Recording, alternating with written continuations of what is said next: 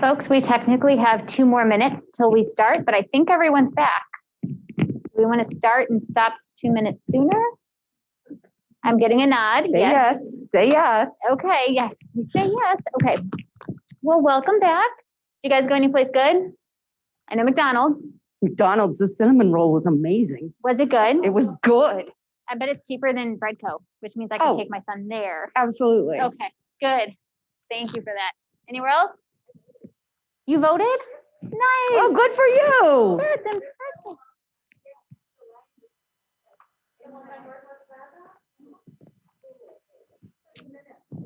I mailed mine. That's impressive, guys. Yeah, I mailed mine the other day. Nice. It's very exciting. I know. Good job. Good job. Any place else fun? I mean, McDonald's and voting. I think we've kind of like we run the gamut. That's a Good Friday right there. I'm telling. Oh, right. I know. Now that there's like one last Quiznos, don't tell anybody. I don't understand either. All right, that'll be our next adventure. Get another Quiznos. But in the meantime, welcome back. We're excited y'all came back. Not sure we told you we had a cool video for you, but we do. And since you're all on time, you all get to see it. We're just going to kick off the afternoon with a little bit of a reminder as to why we do what we do as educators. So I'm going to let it go.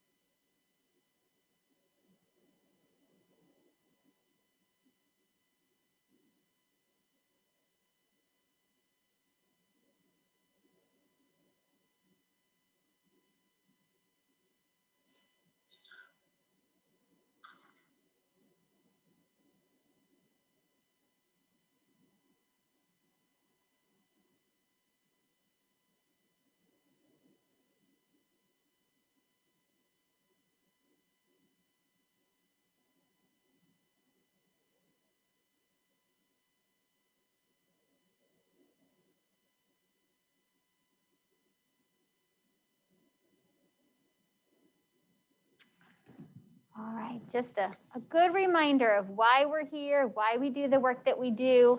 And I would offer to say, while this work can sometimes feel isolating, especially right now, this work can feel very isolating. It'll be interesting to see down the road just what an impact, what our students remember from this year, from these times. And so let's just not forget that that's a big piece of what we're doing, even if we can't see it right away. All right, so I'm not crying, you're crying, right? I know, I'm like, yeah, it's fine, we're good, it's all fine. We wanted to kick off the afternoon with going back to what you guys offered to us. So there were a couple of pluses that you guys offered to us. So we like the Halloween brain breaks. We will be doing a little bit more of that, plus a little something extra. PowerPoint so far, so good. Good resources, the examples, pacing. So far, the pacing has been meeting your needs, and so we'll be monitoring that as we go. The book is pretty clear on procedures and expectations, so that's a good resource. All right, so we're going to keep going with the movement, keep utilizing that expectation, the visuals, the examples. You'll notice for each of our steps, we continue to have those. We've pulled them across the district. We're trying to hit as many content areas as we can. Know that we look at those every single year between sessions even. So as you go back and you start to implement, we will be asking, hey, you got any examples? We'd love to throw them in and help train the next group of teachers. So if you feel like there's a gap, help us fill it. That would be wonderful. All right, peer work, dedicated time to do the work. Those are all pieces we'll continue. Yep, and getting different voices in the room in terms of our examples. So we will continue to bring those out into your attention. A few things that we want to point out to you guys and that we can shift or make some adjustments for to better meet your needs. First and foremost, so can we share some more information before we ask you to set your expectations or set you off to do like your action planning template or some sort of independent task? So Juliana and I will commit to providing a clearer model before we ask you to do anything else independently. And then also we'll offer some opportunities for clarification. So before you start, we'll make sure everybody's on the same page. I'm good? All right, still a little fuzzy between this idea, all these acronyms. I love that hashtag, so many acronyms. So yes, CLS is the umbrella. CCI supports it. And then what we've actually done, I'm going to pull you guys out. If we go right up here, we've added this visual to help make that apparent. So thank you for bringing it to our attention because we will keep this in for future learners and we want to show it to you now. CLS is the umbrella, supported by CCI, continuous improvement, and TSP, teacher-student partnerships.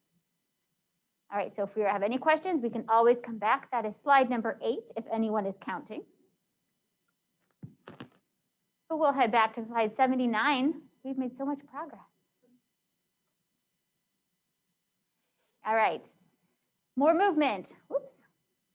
So while we are kind of stuck to our little spaces, we do obviously have another Halloween break, a couple more of those types of things to do today.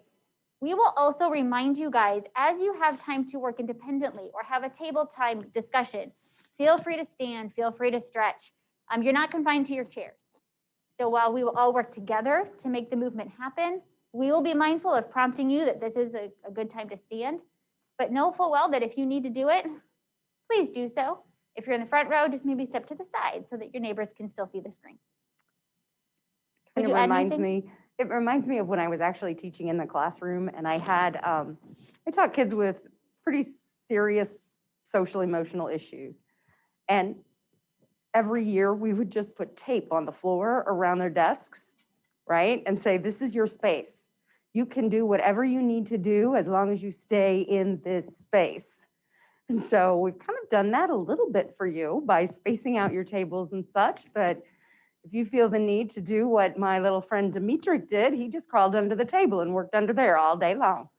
Oh, there you go. An option. And you know what? They just cleaned the carpets last night. Yep. Like you should be able to eat off. Don't eat off of them unless you really want to, but they are super clean. All right. All right, last but not least, this was, again, go back and model what you would like us to do before sending us off to that independent work. So again, we will provide those models. We will offer clarification opportunities before we start. Is there anything that didn't make the list that you guys want us to know about before we dive into the afternoon? Okay, I trust you. But if something pops up, please, again, do let us know. Issue bin plus delta, let us know. All right. Okay, we're at step 2. So actually, can you drive? I can drive. because I'm afraid that I will set it down and lose it again. I will drive. All right. So before we left for lunch, Mary did a really nice job of setting the stage with learning requirements. What are the things kids need to know and be able to do by the end of the year for you? Now we're up to step 2, which is about a learning goal.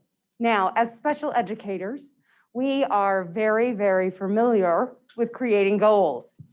And we want to make sure that we have a strategic or a long-term goal for the class for the year. The one thing that tends to throw people sometimes, as special educators, who do you write goals for? Tell me. Yeah, each individual kid has their own goal, right? What we're talking about here is a goal for the whole class, okay? So we want it to describe how students are going to meet or exceed the requirements for learning. And how are we going to measure that? Our connections are to HLP, high leverage practice, 12, which is about systematically designing instruction, and our Missouri indicator are 1.2 and 7.2, which is about engaging kids in content as well as assessment. So elementary teachers, here's what I'm going to prompt you to do. Identify a content area for which you're going to write one long-range learning goal for the class. So if I'm an elementary resource teacher, I probably have groups that I teach all day long, right? It's not like I'm always going to teach math. I might have a math group, I might have a writing group, I might have a social skills group, I might have an LELA group, I might have a mix of all those kids. But we really want you to think about one content area that you're going to write one long-range goal for. So like Mary said this morning, I think, we want you to select something that's easy for you, where you know kids are going to participate, where you know you're going to have easy access to data. Because remember, this year, it's all about your learning. You're the ones who are learning something new here. The kids are coming along for the ride with us, and yet we want to make sure we make it as easy as we can for you so that you can get used to the system approach.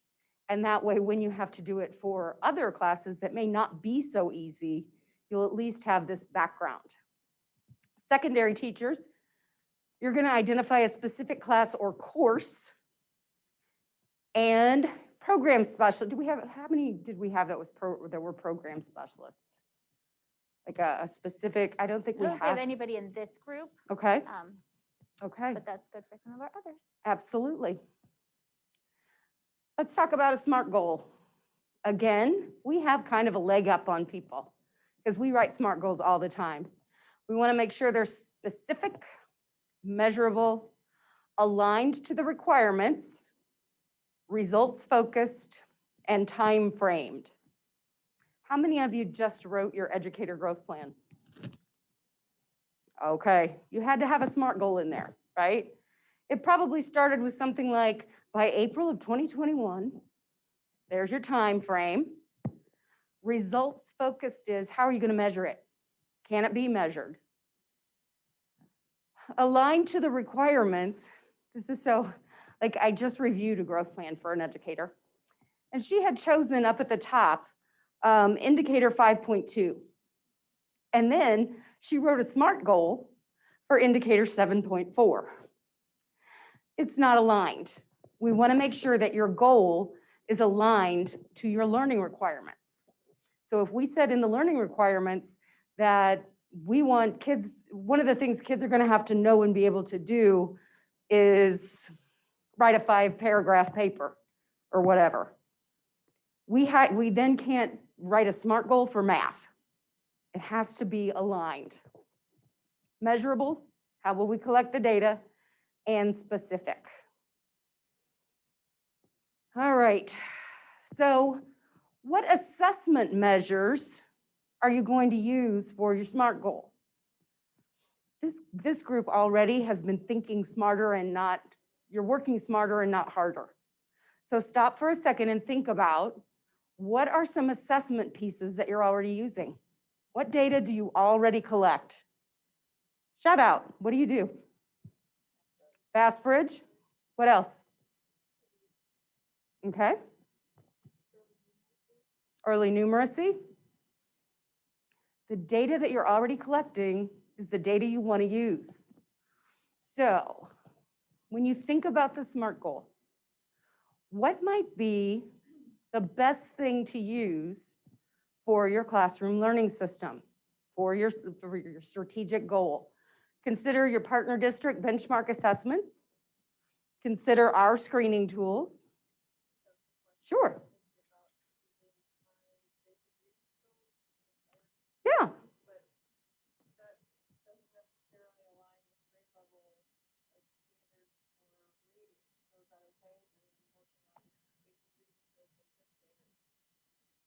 Yes. Yes. Yes. And could I offer Absolutely. something for the thinking of the group? Mm-hmm. Is so we're thinking big picture goal, big, broad for the whole year, right? There's tons. So when you think reading, we want all our kids to grow in reading, but you guys know that that's a comprehension issue. It's a basic reading issue. It's a sight where, et cetera, et cetera. When we think big picture goal, we think big and broad. So we have room to get to the details later. When you see, consider these types of assessments, benchmarks are those 3 or 4 times a year type data sources, fall, winter, spring. They're also done on grade level, which hits at your point. I have 5th graders who are really down here like at 2nd-ish grade. So the benchmark is on grade level. We only do it 3 or 4 times a year, but the rationale, this was hard. When I learned this was a hard connection even for me to make. Our job is to close the gap. They're on a 2nd grade level. We need to get them to a 5th. The only way to know if we're getting any closer is to test them on grade level, which is what our benchmarks or our screening tools allow us to do. I mean, I typically try to do that for even the progress monitoring through fast bridge, like with my reading math kiddos. Mm-hmm. I want to see what they can do at grade level. I know they're not on grade level, and I teach them At their instructional level. But still monitoring what they can do if they were doing that. So I don't know if that's good or bad or both. I'm not really sure. I think it gives a better picture Of if we're closing that gap. So for those of you that maybe couldn't hear, the question is when we're instructing our students, we're instructing them on their instructional level, which might be 2nd grade. Benchmarks are done on grade level, which could be higher. And then of course we need to know if we're making progress along the way. So you can certainly offer your 2 cents in here, Juliana. What I've seen most teachers do is think about the power of, are we making progress on their instructional level? So we would give them some quick progress monitoring there. And does that connect to the results that we see on grade level? Does that make sense? So 2 different types of data, and we're hoping that they align with each other. And we're going to get way more into that on day 2, if that helps to frame your thinking a little bit. Would you add anything or clarify anything? Nope, that's exactly what I would have said. So again, we're thinking about long-term here. So when you write this goal, it's going to be something like by May of 2021, right? It has to encompass either the whole year or a whole semester, a long period of time. Think about what might be the best assessment measure for you to use for your SMART goal. And then with your learning partners that we had from the morning, I'm going to actually give you a prompt. After you've thought about your own assessments, when you're ready to talk to your learning partners, stand up. Stand up and face them so they know that you're ready to have that discussion. And we will talk for about 3 minutes. So go ahead and think independently, and when you're ready to talk, stand up.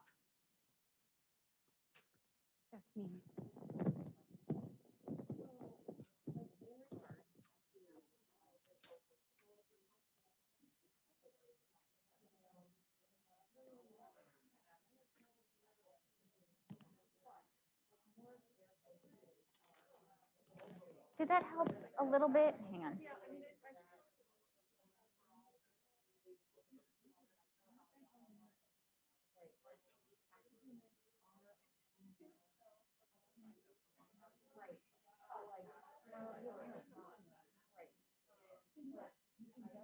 We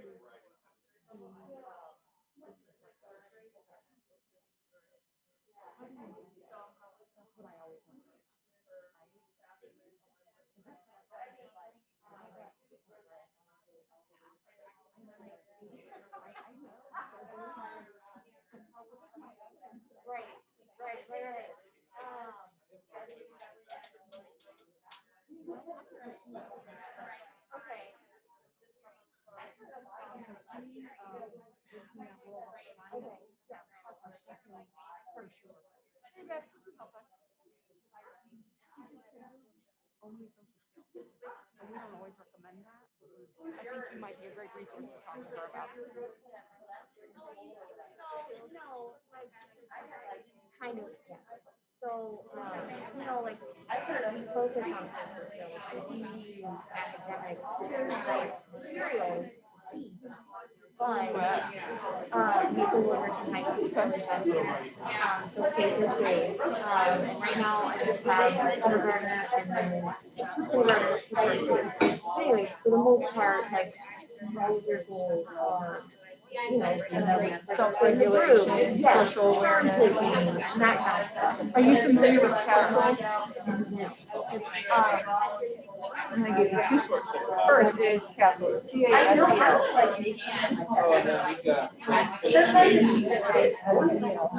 She set up Yeah, collaborative academic social emotional learning. The wealth of information on that. Okay. I'm also going to invite you to go to SSC Life. We have an SSC site that myself, Carrie, and Greg have created. On there you can find and then I could go say, like instructional materials.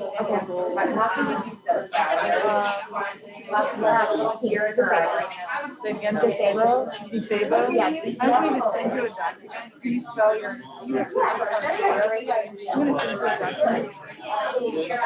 Very helpful. On it is about the embedded curriculum sample quiz. Also sample did you get it back to me? I thought you had. tools to use. Oh, the Google, yeah, of course. Would you like each page? The broad thing is going to be like social awareness. So like our teachers are like, we're gonna skip past And then you're going to break it down into, listening skills, self-help, managing emotional care, finding your Right, okay. Let me, the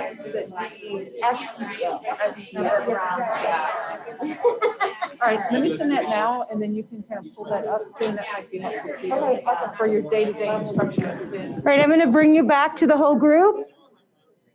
So thank your partners and go back to your own seat.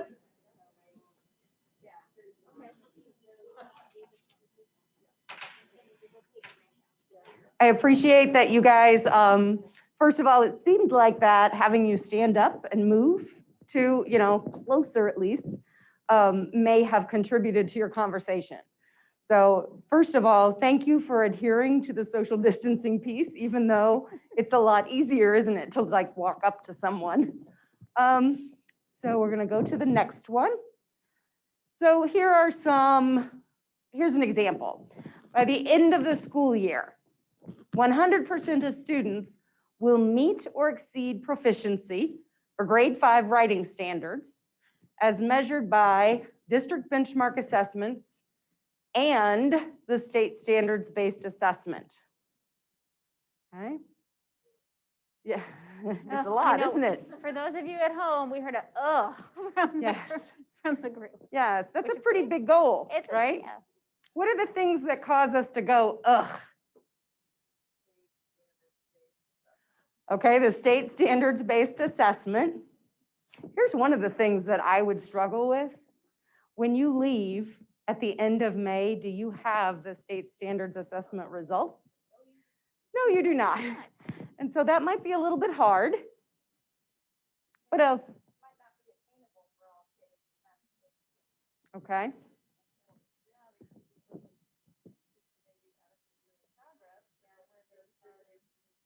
So what this does is it sets a standard. Here's where we want all kids to be, and either they make it or they don't. Okay? What else might be causing us to go, ugh? The 100%. Let me invite you to, I'm going to share with you a story about an IEP goal I saw one time. It wasn't too long ago, actually. The IEP goal was I think it was by March of 2019 or something, the student will refrain from running into traffic 4 out of 5 days of the week. Is it written? Is it attainable? It might be attainable. And yet, which day of the week is it going to be okay for him to run into traffic? We never want to shoot for less than 100%. Because if I look out on you as my class right now, if I said 80% of the people in this room will know and be able to do the steps of continuous improvement when they leave. If I go through here, how am I going to pick which 1 or 2 or 3 of you don't know? That's not okay, They just right? pointed at themselves. Hold on a second. Yeah, duh. So we always want to shoot for 100%. How might we adjust or word that goal to ensure that it is attainable? I had a great conversation over here. Is one of the 3 of you maybe share kind of what we talked about? How do you get to that point where you're saying 100% of kids will? Go ahead.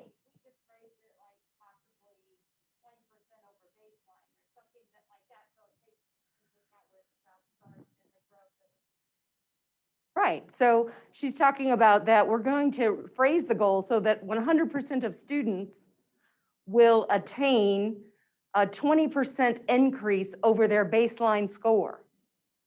So that gives everybody room to grow. That's one way to do it for sure. What other thoughts do we have about that?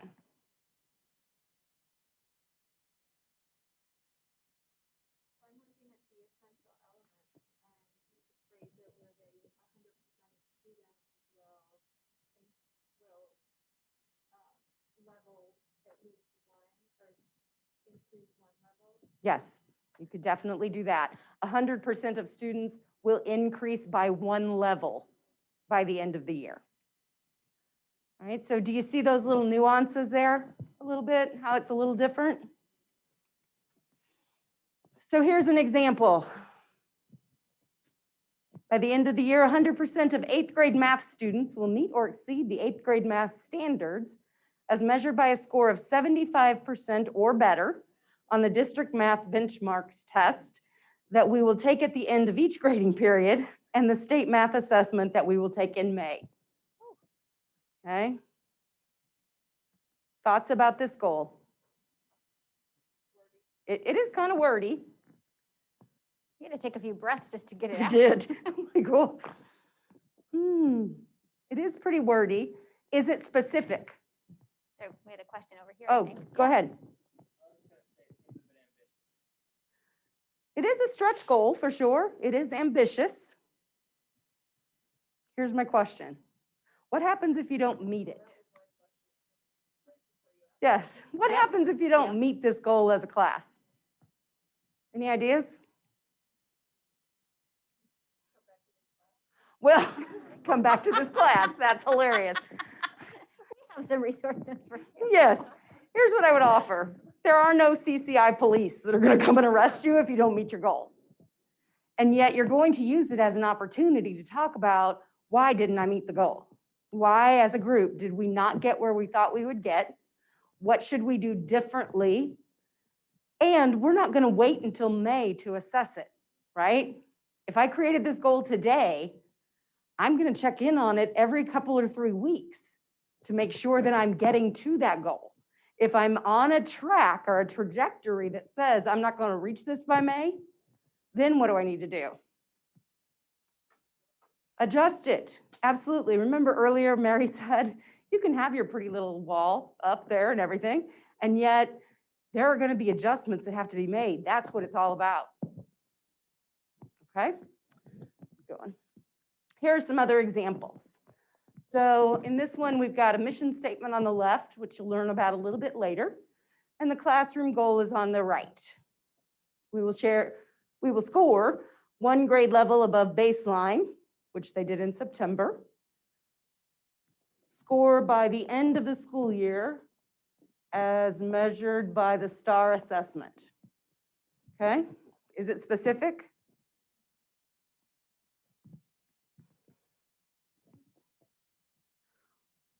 It might be. They're going to score one grade level above baseline in what? Like, I'm not quite sure what they're measuring. It's either math or reading. We can narrow it down to that. Okay, keep going. See about this one. How about this one? Is it specific? Measurable? Attainable? Could be, absolutely. What's SMA? Results. Results oriented. Results oriented. Time What frame. letter am I at? Yeah, and is there a time frame on it? Yes, this one meets all the criteria. Can Okay. I ask, what happens if a student, if you're in a group and you've got 3 out of your 10 kids that meet the goal? Do we just stop? Do we say, you're done? I Way to would, go. right? Just go home for the rest Just of the go year. We're home. good. If that's right, just go home. No, obviously we would continue to push them forward. Mhm. So while 10% of their baseline might be low for some, it might be appropriate for others. And as good, solid educators, we would never just stop the learning, right? So it's okay if we meet, we can always exceed. Sorry, I interrupted you. Absolutely. No, no, no. All right, here's another one.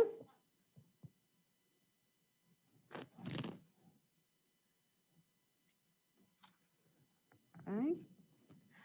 Notice that it's broad and general. It's basically just talking about reading comprehension.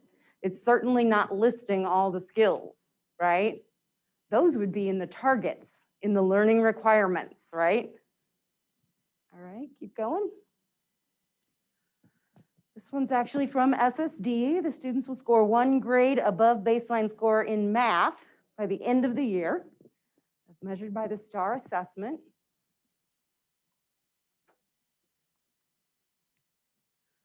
Oh, I love this one. This one has the kiddos actually signed it.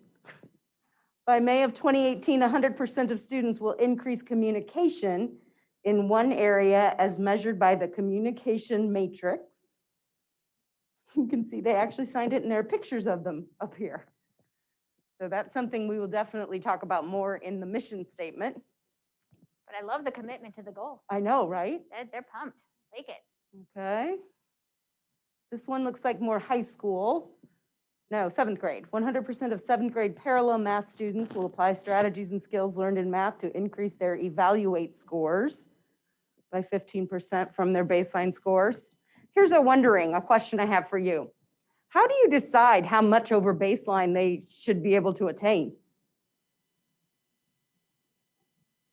I'll give you a hunch. I have a hunch that most people just pick a nice round number, right? Like 20% seems reasonable, let's do that. 10% seems reasonable, let's do that. You really want to think about how you're selecting what that increase should be. So we can talk about that later if that comes up as a question, but I wouldn't necessarily just put a random number in there that you haven't thought about. Here's another one. Consumer math class, increase their scores by 15% higher than their baseline or better. You can see they have their goal, their results down here at the bottom, which Mary's going to talk about later. But definitely they're proving how they're measuring the goal. Okay. It's kind of nice how they're nice and succinct Yep. together as well. It's an easy connection to make. Okay, this one might be for kiddos that need some more visual prompts or need some kind of visual. They will increase their scores 10% over baseline as measured by the alternate technology literacy assessment. So you can see they have the pictures, right? Increase score over baseline. Okay. We're back to the law enforcement class. Oh, nice. 100% of the law enforcement class will pass the written exams. In the class with at least an 80%, 100% of the law enforcement class will pass all practical assessments with 100% accuracy, thereby demonstrating a complete understanding and the ability to repeat the required skill per industry. Well, that sounds like something a law enforcement officer would say. So this should, should work. definitely speak to them. And All it right. goes back to those industry standards. Yep. too, as we think about preparing folks for employment outside of school, something to consider. Also a good connection to make that this process does not just live and breathe in your classroom. Yep. It lives and breathes within SSD We all do it. over. Oh my gosh. How often do we do this, Juliana? All the time. All the time. But so do the bus drivers when they plan their routes, and board members during board meetings, and et cetera, et cetera. So they're pretty, It's This got one actually does have multi two parts goals. in it. Yeah, it does. It there does. are two. Yeah, good eyes. Yes.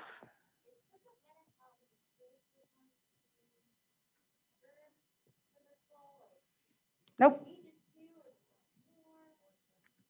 So the question is, just so everyone can hear, does it matter how many students are in your group? And at this rate, the answer is, No. it does not. For this year.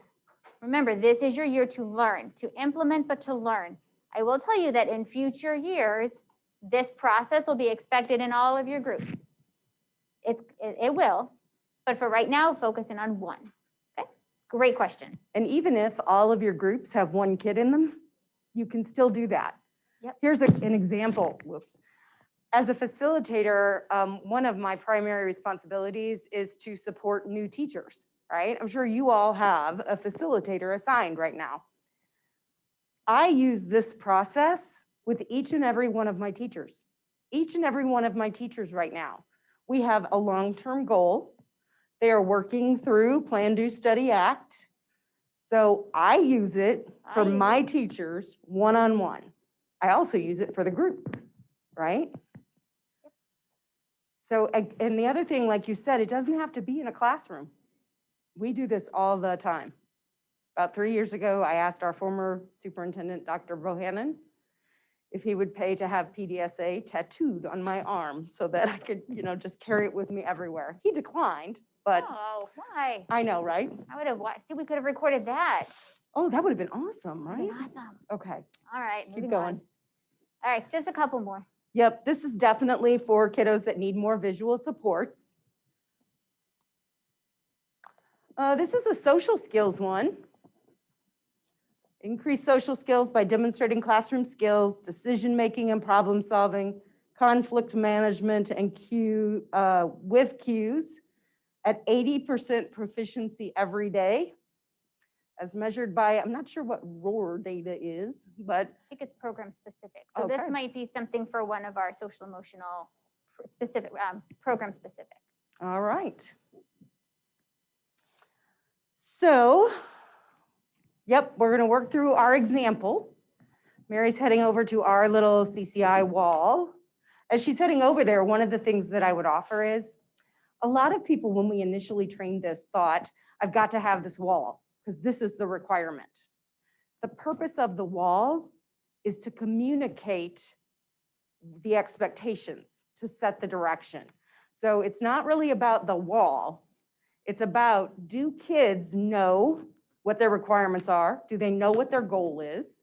Mary, what's our goal for this course? Our goal for this course is that by the end of our second day of training, so full completion of continuous improvement, 100% of participants will be able to identify and apply the tools needed to implement the 8 steps of continuous improvement as measured by consensograms. So Okay. we're hoping that by the end of day 2, when we go back to this quality tool, we're going to give you a different color dots. You upgrade to blue dots. We're hoping to see more over here than where we started out. And that's going to be our measurement for the goal, which we'll talk about more in just a little bit. Nice. All right, so you know what the requirements are for you. Yes.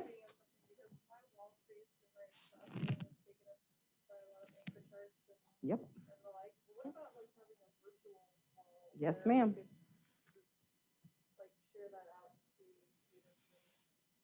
Yep. It wouldn't be something my area coordinator would come in and be able to see on the wall, but it would be something that Yes, but your area coordinator could certainly know that you have yours and maybe you share it with them virtually. I can remember again, when we first started, they were very obsessed with, we did walkthroughs and we were looking for stuff. And I had one teacher I supported who actually put a thing up on her bulletin board that said, "Things to tell Mrs. Dempsey." And there was an arrow pointing down so that when I came in her room to do a walkthrough, I knew right where to go, and I picked up the binder and I opened it. So it wasn't up on the wall. It was in a binder, and I just flipped through the pages and everything was there. I've seen it done hundreds of different ways. Absolutely. One of the resources that you'll see as we get closer to this action planning chunk later in the day is we actually created the start of a virtual CCI board. It's a slideshow where you would then enter your data. So that was actually a request even from yesterday as well. If you had asked us this time last year, how would we do this virtually? I think all of us would have stopped and really had to think it through.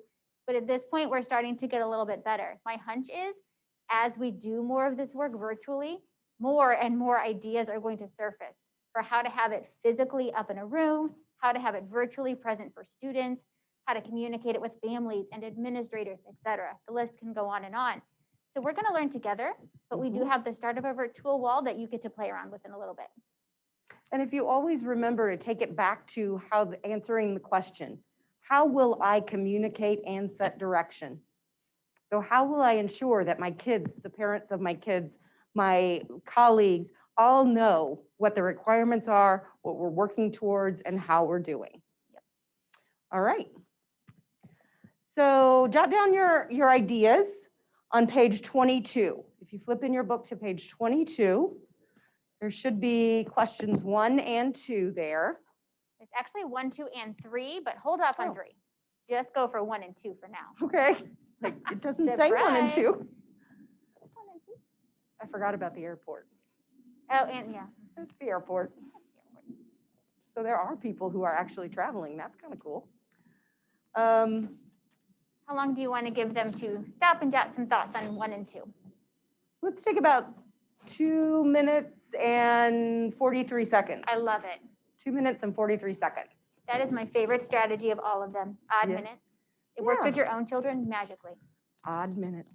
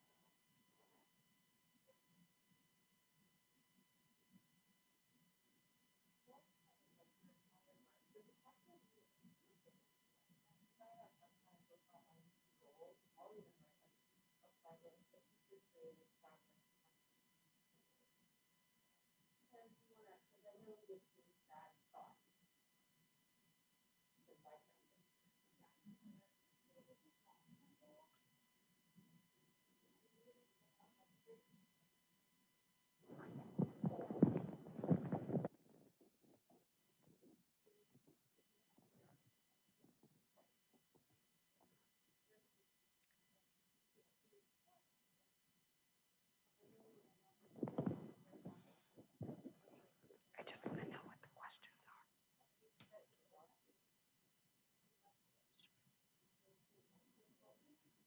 are.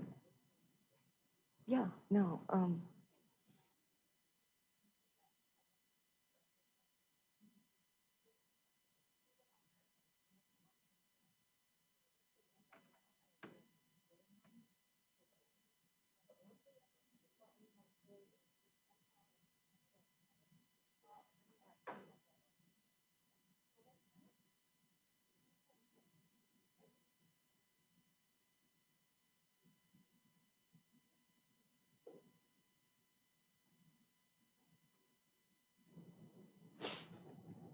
Okay.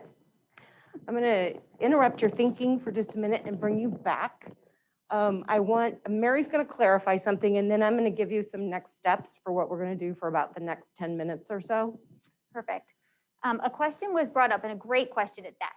So when you think long-term goal, and we're thinking about that data piece, the question is, do we have to pick a specific assessment? Or can it be something that we've created, something that we use, et cetera, et cetera? And what we would offer is that whenever possible, for benchmark assessments that we give fall, winter, spring on grade level, we would ask for a district-approved assessment. So yes, a specific district-approved assessment, Fastbridge, STAR, Evaluate. There's others that are out there. The reason for that is a great question. The reason we offer that is because those assessments are normed. So when I want to know if my student in 5th grade, but who's really working at a 2nd grade level, is getting any closer to what a 5th grader should do, I need to be pretty confident that the assessment I'm looking at has been compared to 5th graders across our country, right? Not just 5th graders in our school. What is all of 5th grade supposed to be doing at this time? So we would offer, yes, if we can at all, keep it to a district-approved assessment tool. That would be ideal. Now, if you're working in a specialized program, sometimes we have to get creative. We might have to look at some checklists and things like that. Talk to your facilitator, talk to your supervisor. We can help you determine what that tool should be if you are in doubt. Okay, are there any other questions about that? It's an excellent, excellent question. Okay. So we're going to move on. The next slide, I think, is your action planning template. So I'm going to give you an example. For the class learning goal, what I would jot down in here are the things that I need to remember when I get back to class on Monday, and I have to actually develop a goal. So I might want to write down some of what Mary just said to make sure that I remember it really does need to be something that's normed. I'm going to probably write down what class I'm thinking about doing the whole process with. I'm going to jot down anything that I might want to remember when I get back on Monday. Mary, what would you add to that? You did a great job. Okay. I think there may have been some, so the personal action plan, it sounds like a very fancy title that you might have to turn into someone. You don't. This is just your notes template. And one thing I might add is that, so this right now, make your notes. Later today, we'll have a more dedicated chunk of time for you to start making more connections to your classroom. So if you're trying to get all the details down in this one little spot, don't worry, just get your thoughts like a note-taking tool. Perfect. We'll support you and more of it to come. And at this point, we also would offer a 5-minute email stretch bathroom break, whatever you need to do. So Mary, maybe we come back at 107, 108? How's 107 sound? 107 sounds great to me. All right, 107.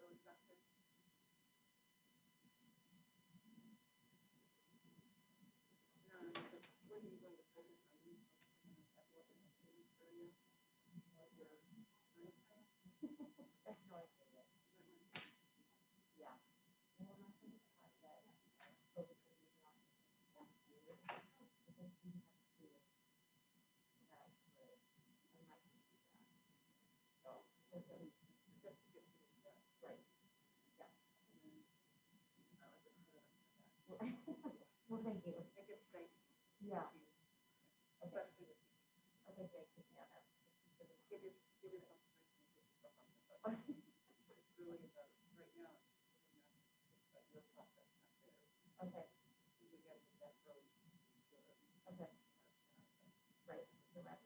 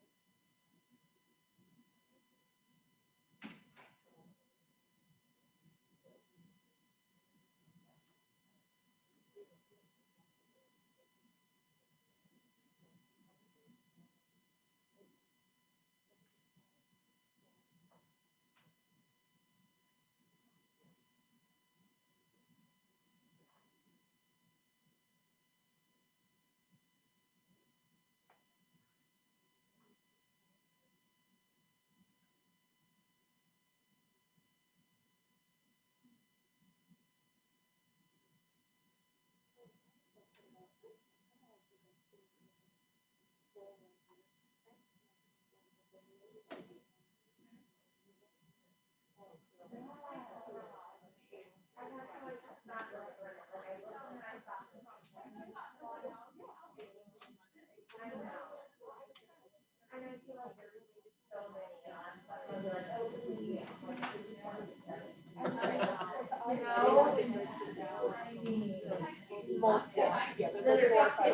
Awesome. Thank you so much.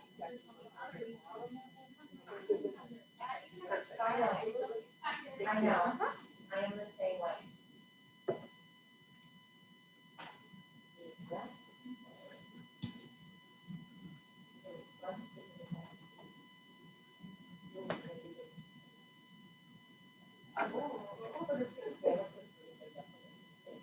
You guys had a chicken sandwich too? What is that? We could do a teacher lunch. I love it. I am that person. We had an extra lunch. And we're like, I think this one would be. Yeah.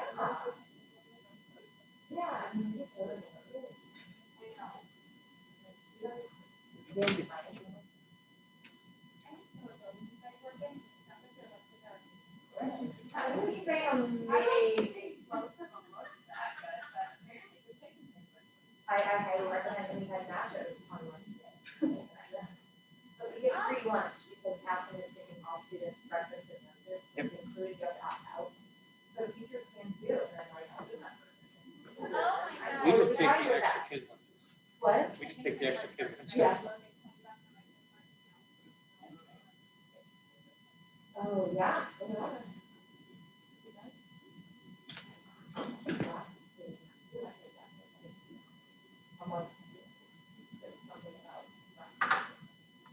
Are they getting free lunches? I think so.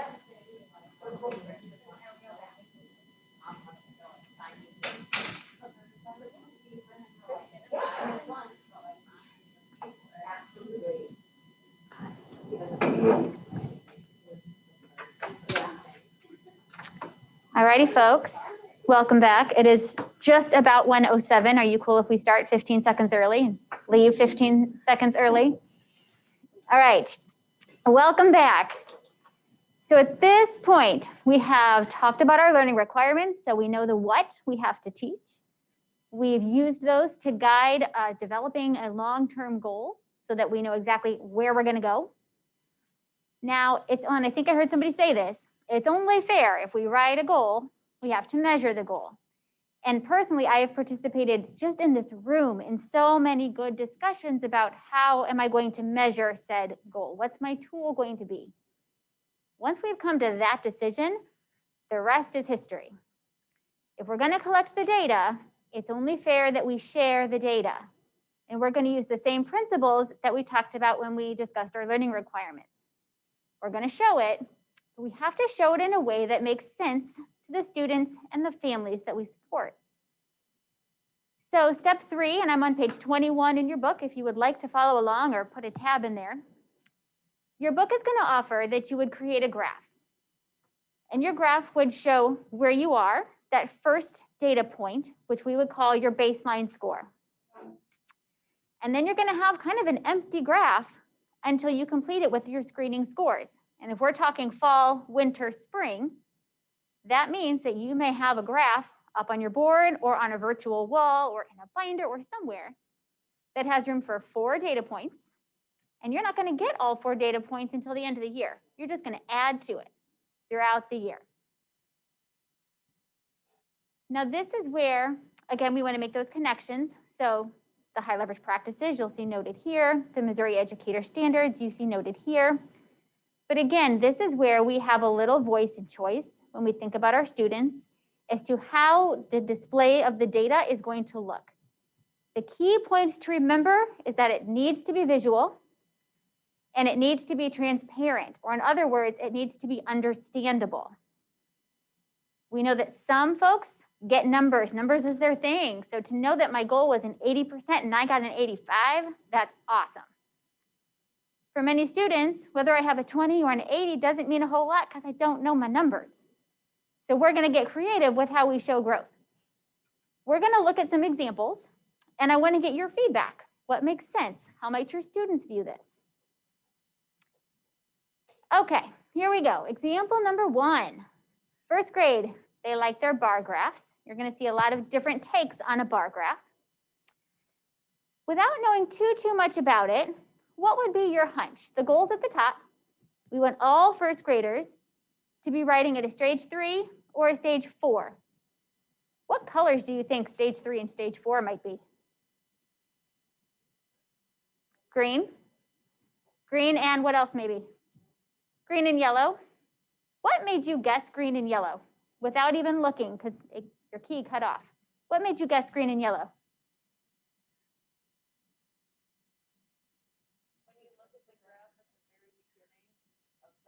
No, you're so you and then you. No, I want to hear. Thank you. When you look at the very beginning, there's students that are in yellow that are higher up, but there's no green And then if you look at the bottom, it has like the months that slowly start to peak, more and more students are showing green and then more kind of moving up, and then kind of vice versa, contrast the red and more or less going down. Gotcha. Awesome. Thank you. So the red and the orange are going down. These colors are going up. What did you want to say? Same. Same. So just goes to show you, we talked colors here. We didn't talk numbers. We didn't talk necessarily data. We looked solely at the colors. Which one was getting more? Which one was going less? So when you think about first graders, this might be an appropriate way to get their brains thinking. Okay, guys? First graders, we want to get our yellows higher. Now, this teacher did add some numbers. So she's actually meeting some needs of some of those students who might be ready to talk numbers, right? But now everyone in the room has access to the data and can understand where they started and where they're going. All right, here's another example. No bar graph this time. This could be for our younger students. This might also be for students on the essential skills. And here, they are measuring their ability. So this is almost like a self-help skill, their level of independence. Every student has a square, and as they get more and more independent, they move themselves up the ladder. So what's the one thing they need to know? Do they want to go up the ladder or down the ladder? They want to go up. Exactly, they want to go up. And as we're teaching these skills, we are building this is that metacognition piece. So as we're talking about data, however it looks for our students, we're modeling for them, what does it take? How did you get here? Let's celebrate. Let's move it on up so that our students can start to internalize those skills. All right, in some of these examples, and you saw it before with Juliana, there's a goal and there's a graph or some sort of visual right next to it. I'll tell you that makes the comparison so simple, so easy. I'm not going to read this whole goal to you because you guys just talked about it, but the goal is to get 10% over baseline. Now, if you look, we do our benchmarks baseline in September, December, probably March, toward the end of the year, and they did it in green. So as we go through, yes, this teacher has the numbers. They also have the colors.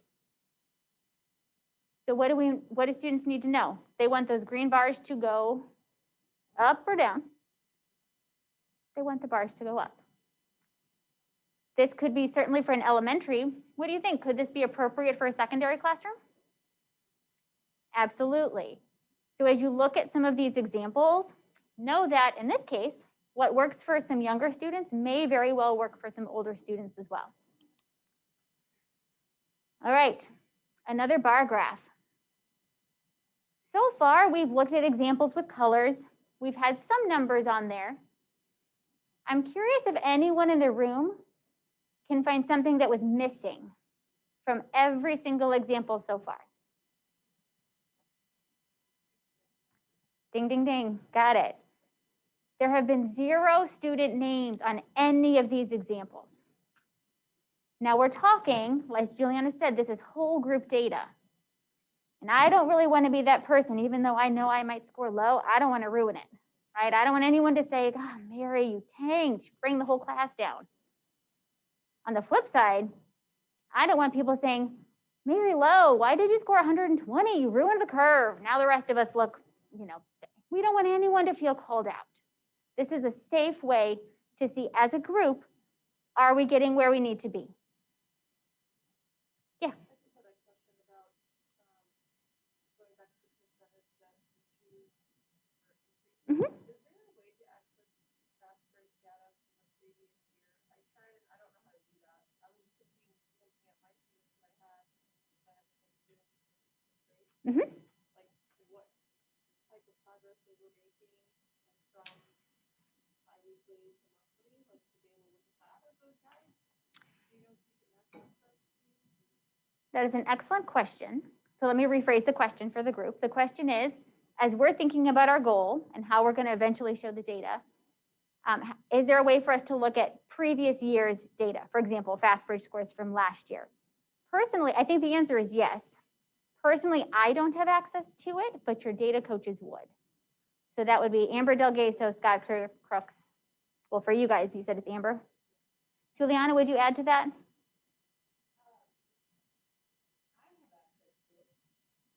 Oh, let's talk. I don't have it. To previous years? Well, let's chat. Okay, but if nothing else, Amber. Very cool. Awesome. Any other questions when it comes to the data so far? Any of the examples that we've seen? All right. So again, if you're looking at, this is a third period course, so some secondary work going on here. Very similar to some of the things we've talked about already. Now this person got a little fancier. Still a bar graph, still looking for growth. And yet this person is looking at data on 3 different types of assessment. So a multiple choice assessment, a writing for fiction, and a writing for nonfiction. They put it all on the same graph. So I would encourage you to think about your students. If they can delineate that the blue goes to multiple choice and the red goes to something different and the orange goes to something different, this might be a viable option for you. If we think that's too much, you might want to consider splitting it apart. Okay? All right. As you can see, back to bar graphs, but again, it's a different take. So moral of the story, when sharing your data, know your students. Make it visual. Make it understandable. If this situation you think works, great. If not, there are other ways to represent it. My question to you would be, how will you know? How will you know if I show this to a group of 7th graders? Do they get it? Do they not get it? What can I do to find out?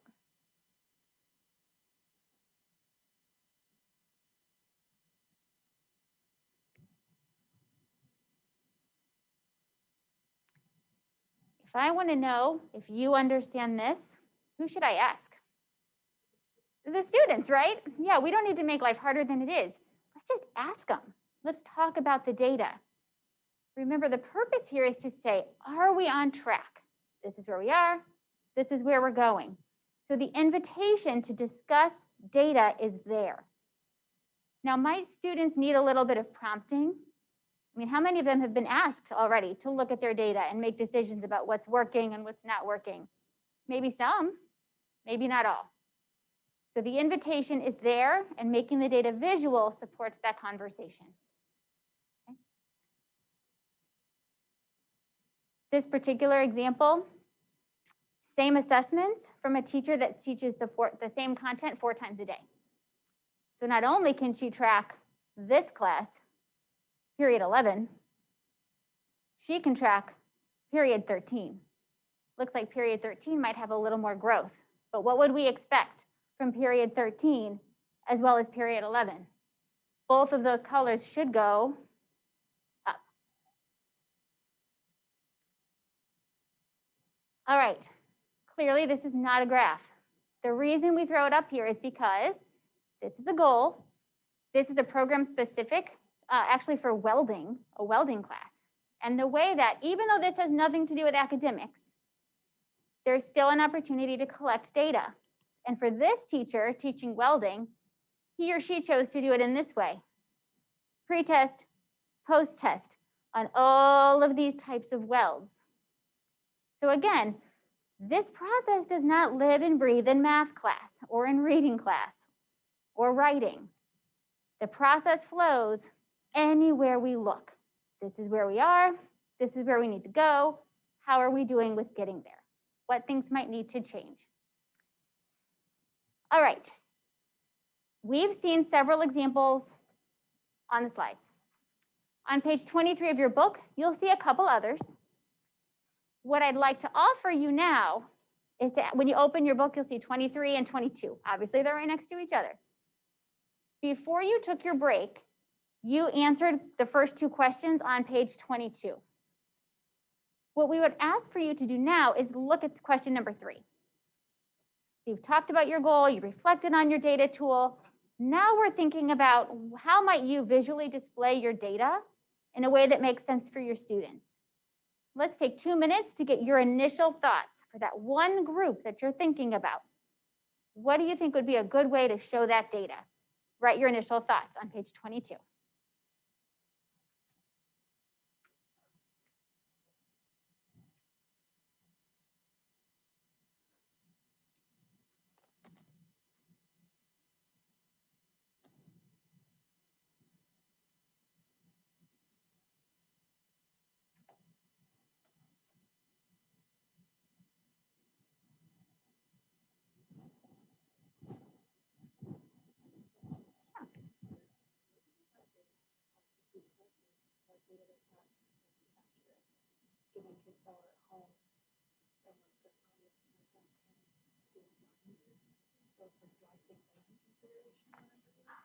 Right.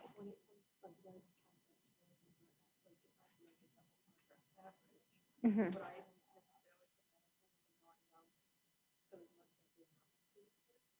So it's the authenticity of the data.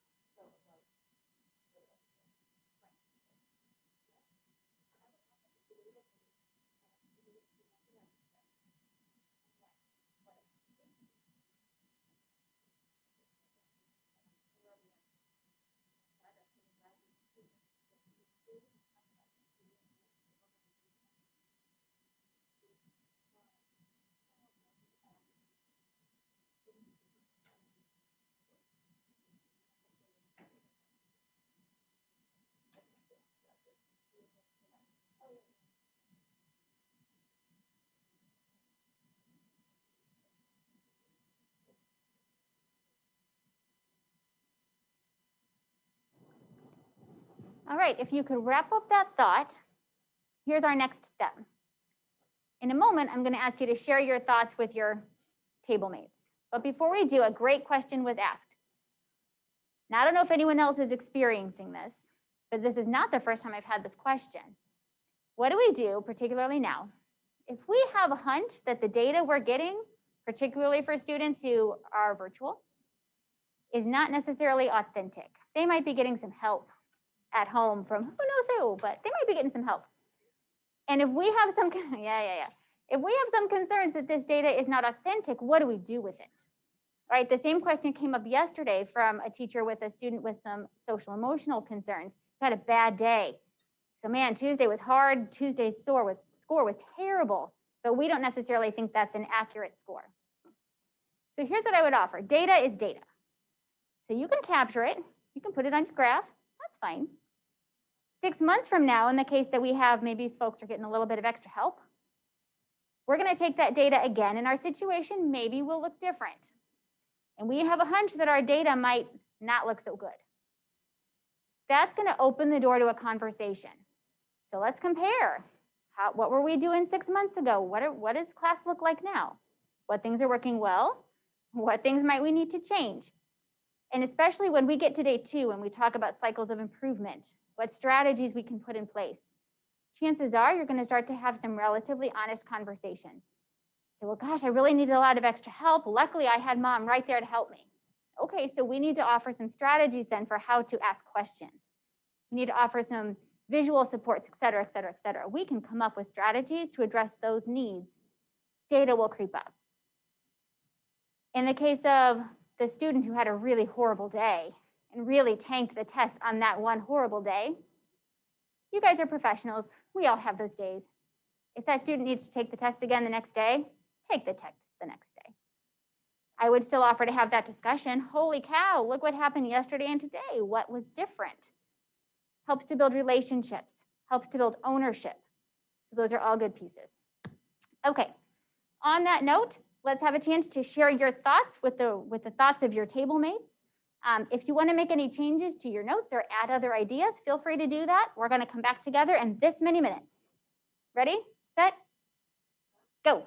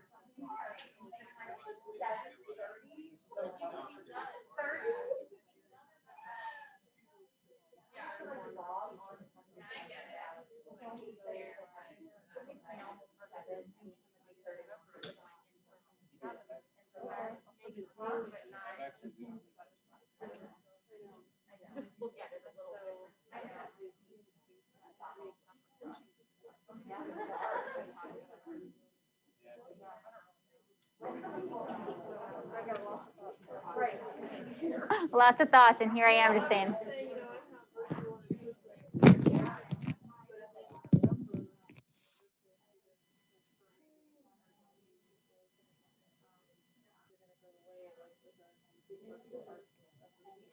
Oh, okay.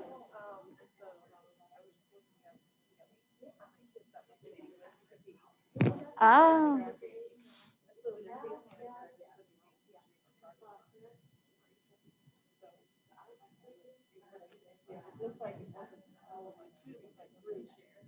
Mm-hmm.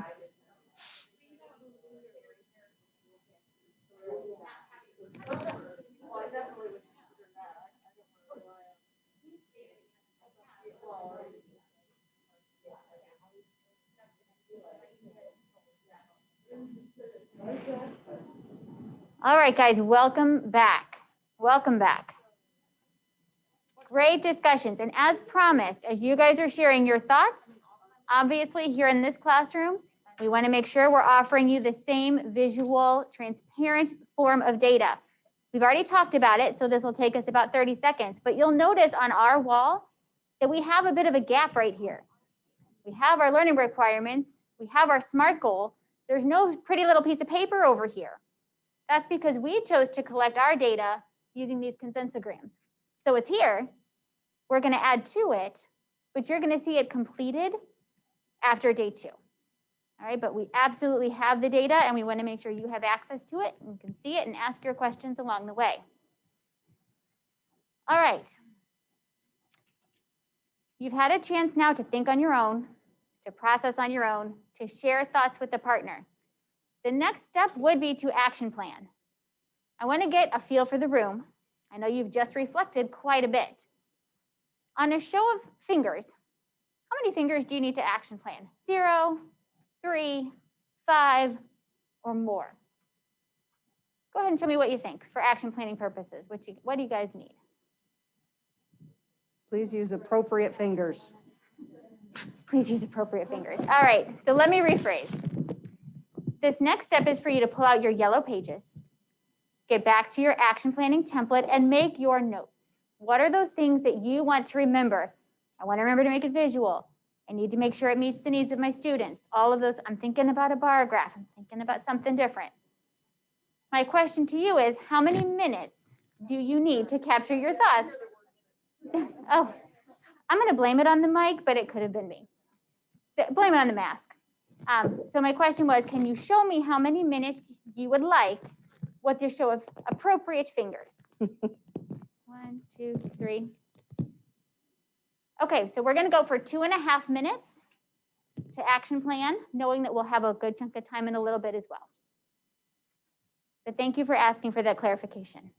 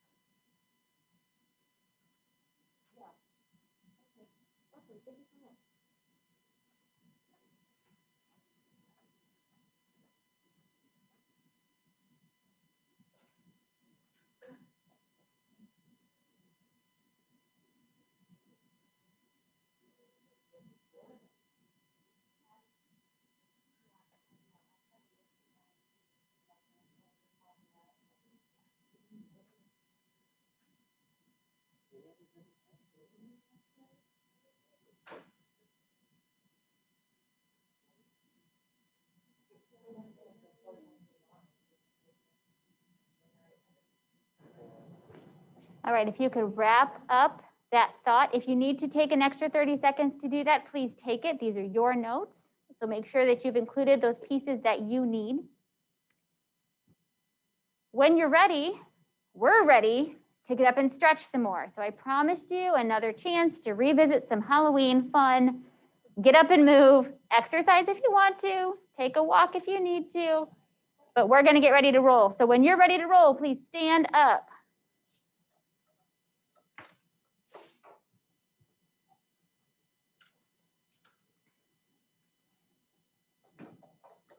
Get ready. Oh, here we go.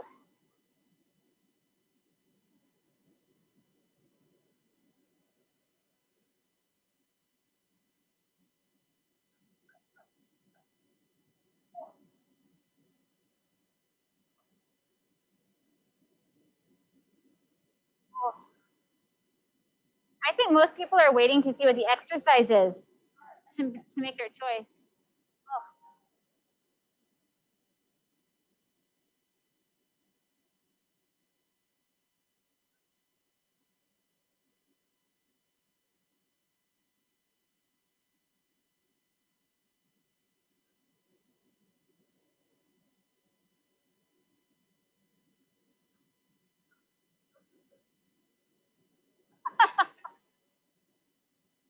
No star jumpers today.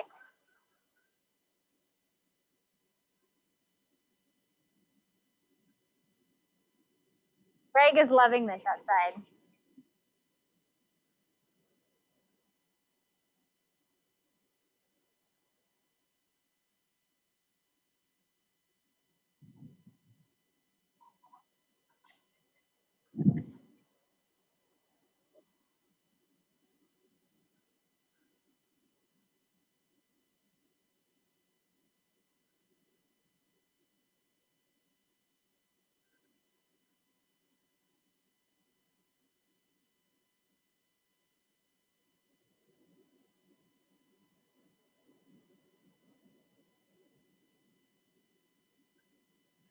So I have to tell you guys, it was a lot of fun to go through and pick and choose and whatnot, what we were doing. But I would say look at the exercises because some of them are relatively intense and I took it easy on you guys on purpose. Yesterday I wore heels and almost died. So be prepared when you choose these activities, but they're a lot of fun. All right, Juliana, you ready to take it home? Well, almost take it home, but getting closer. I was gonna say, really? Because I will just walk out to the elevator and I down. know, I should be more specific with my directions. All right. So we've got learning requirements. We know what kids are supposed to know and be able to do. We've got a long range goal. By May of whenever they're going to reach this level of proficiency. We have some data to show whether we're making it towards that goal or not. The last piece you're going to learn about today is a mission statement. So we want to use a class, course, or program mission statement that will describe how you will partner with your kids to produce high quality learning. Remember the barbell? Learning is the barbell. So here's an example. The mission of the members of the third period math class is to work together as a team to grow and learn as problem solvers so that we will be prepared for the future. Basically, your mission statement should create a sense of community within your group. There are connections to HLP 7, which is about a consistent, organized and respectful learning environment. There are also connections to Missouri Indicators 5.1, classroom management, and 1.2, engaging in content. So you are going to work with your class. Now, keep in mind, when you looked for those learning requirements, who did that? Who's responsible for finding them? You are your students. You are, absolutely. You are the ones who identify what's required. Who wrote the learning goal? You are your students.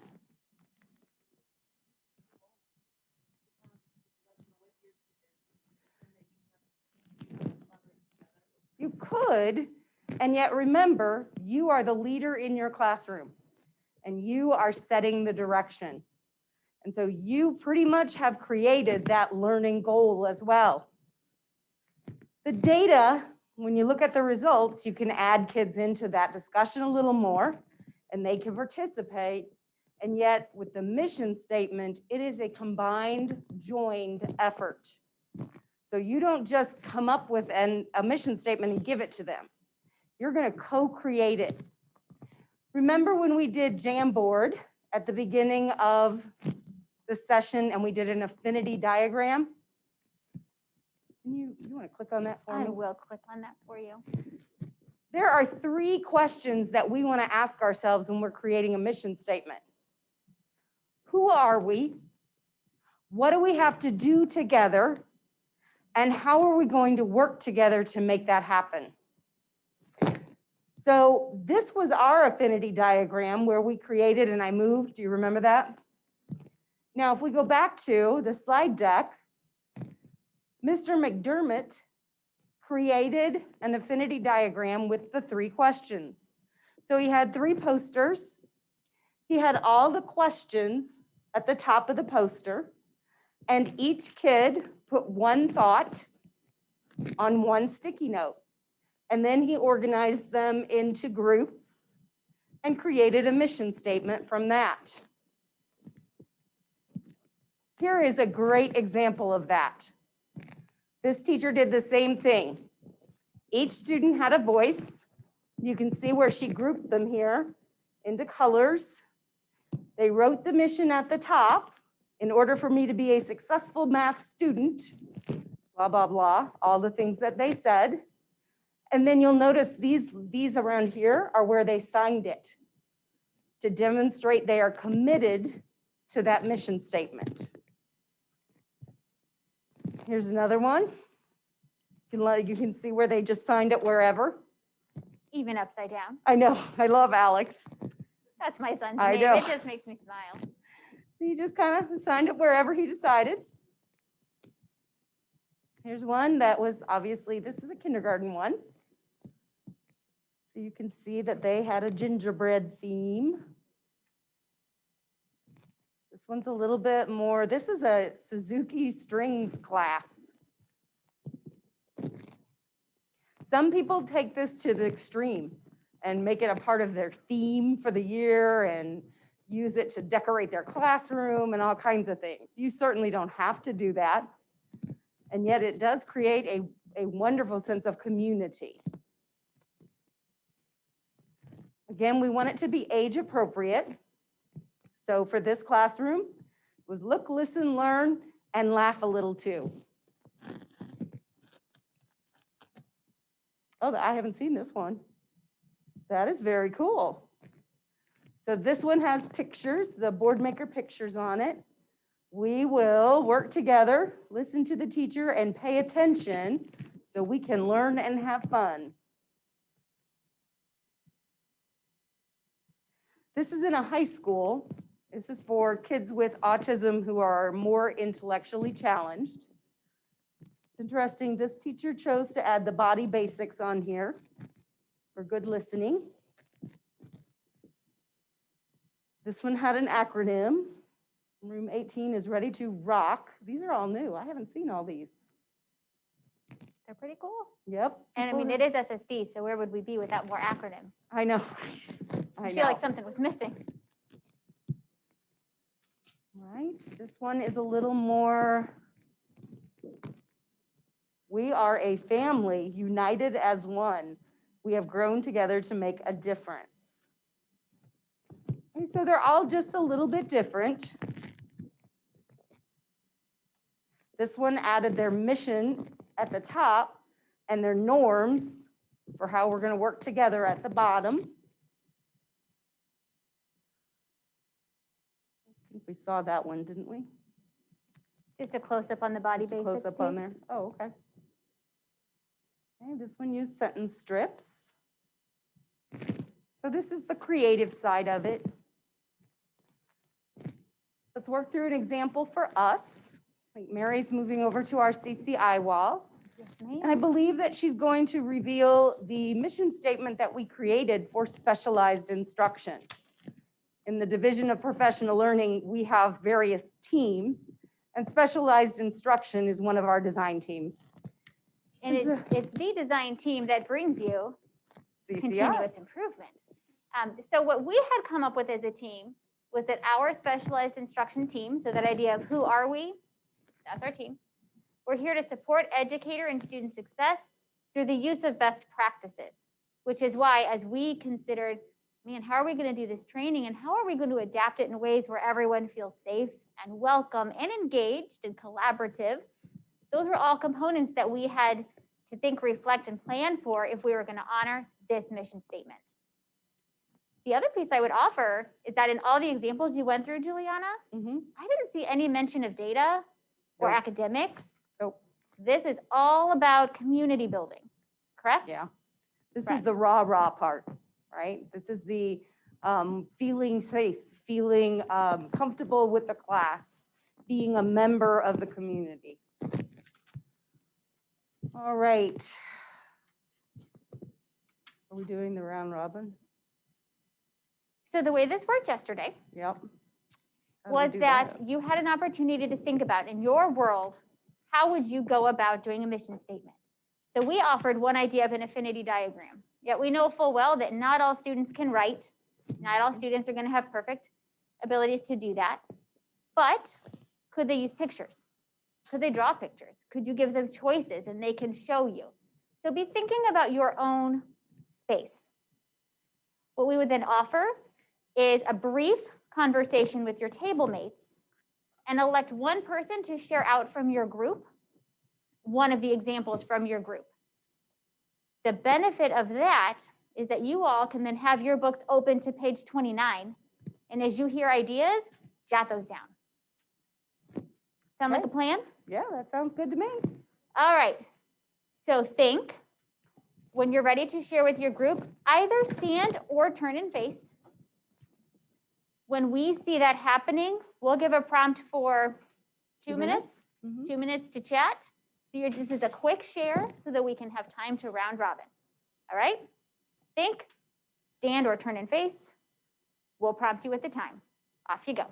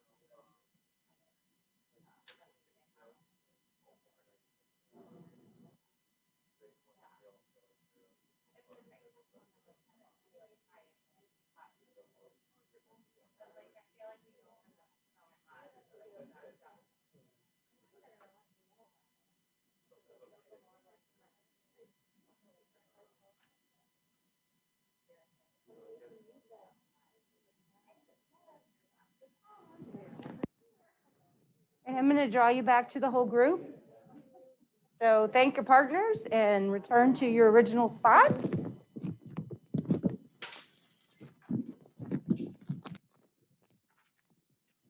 Are we going to round robin? The ideas? Yeah, Oh, sorry. I jumped the gun. it's okay. You can go. Why don't you? Sorry. Go ahead. Jen Paris, Jen Ferguson, this is what not to do.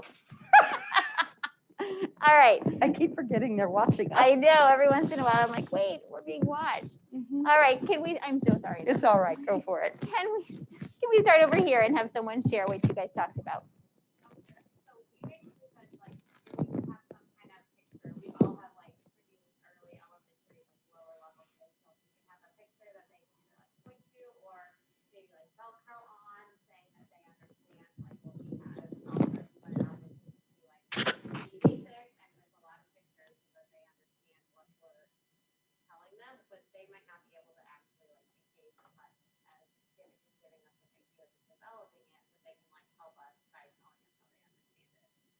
Okay, so using some of those visuals to support the understanding, even though part of this is going to be teaching at the same time, right? Yeah. Okay, perfect. If that's an idea that you think you can use in your class, feel free to jot your note on page 29. And let's go to the back group. What did you guys talk about? So something that we kind of talked about would be building that classroom community and having conversations with it. I know that in my class especially, I'd have to use options, 1 or 2 options, or 2 or 3 options, and I need to use vocabulary specific for a talker, so it would be able to be used. So having to be very purposeful in that and getting that conversation started. Okay, so being very planful, very intentional with the language that you're choosing and the options you are providing for your students. They need those options. Perfect. Thank you very much. How about this crew right up in here? This guy right here. Oh, you guys work together. Thank you so much. All right. These guys, you guys work together, right? All right.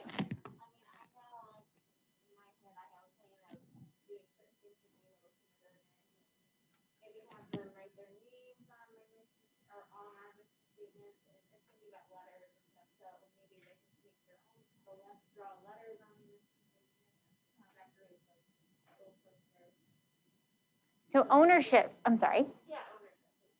Okay, sorry, couldn't hear that last part. So ownership is very important to you. So as you're thinking about how we're gonna come up with what we're working on, and then how are students gonna show that they're on board with it? They can decorate it, they can sign it, ownership. Got it, thank you. Here?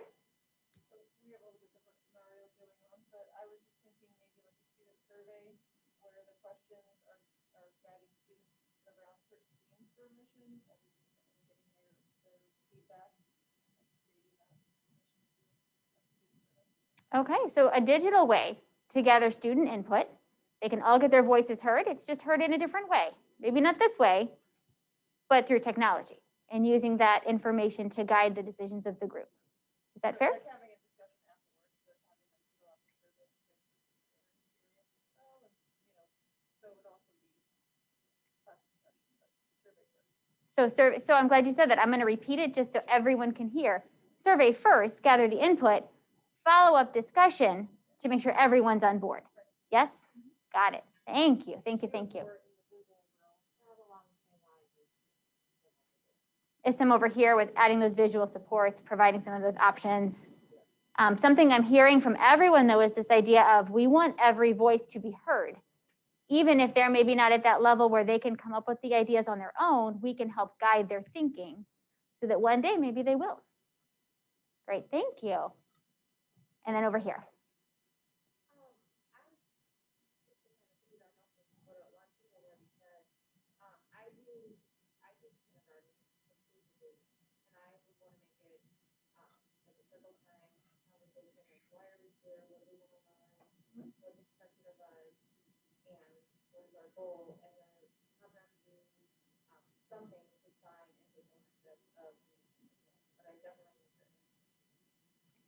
So opening this up to some sort of class discussion, gathering inputs, thoughts of the group.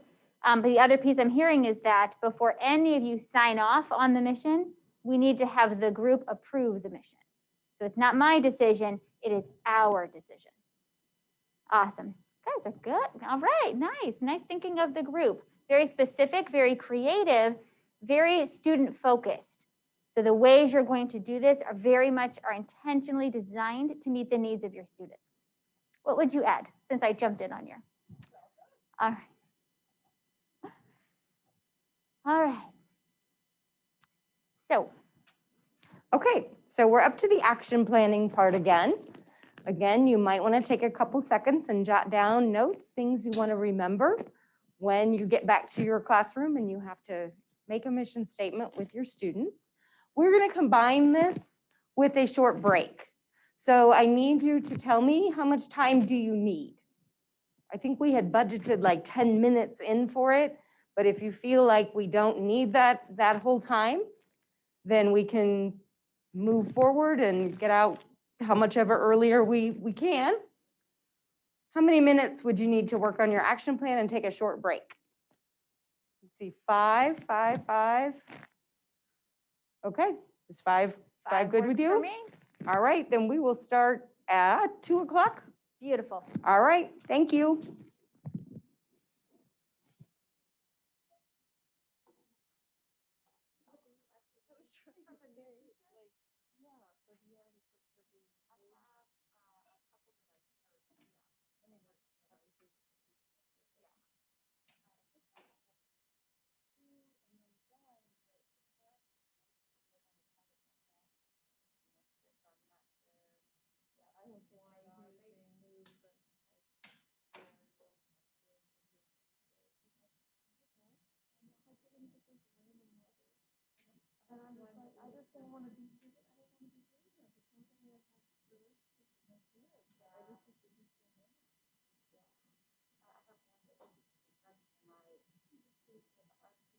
really hard, like, so much time to work that out. Getting help.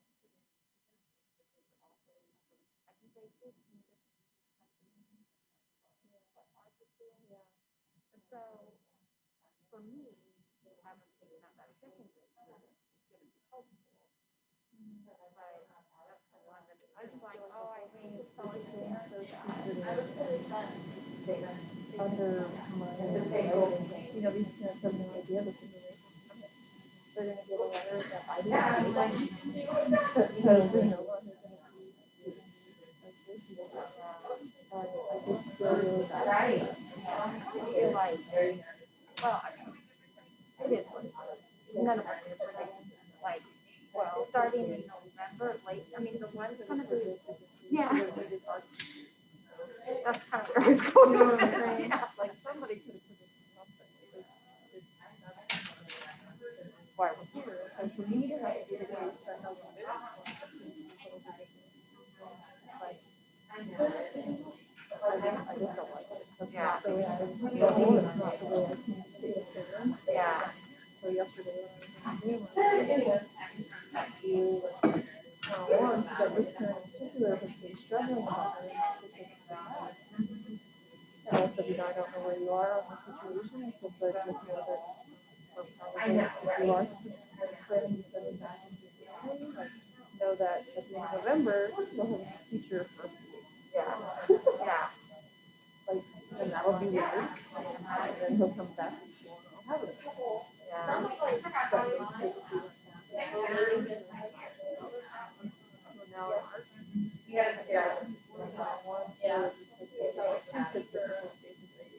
and he had just said,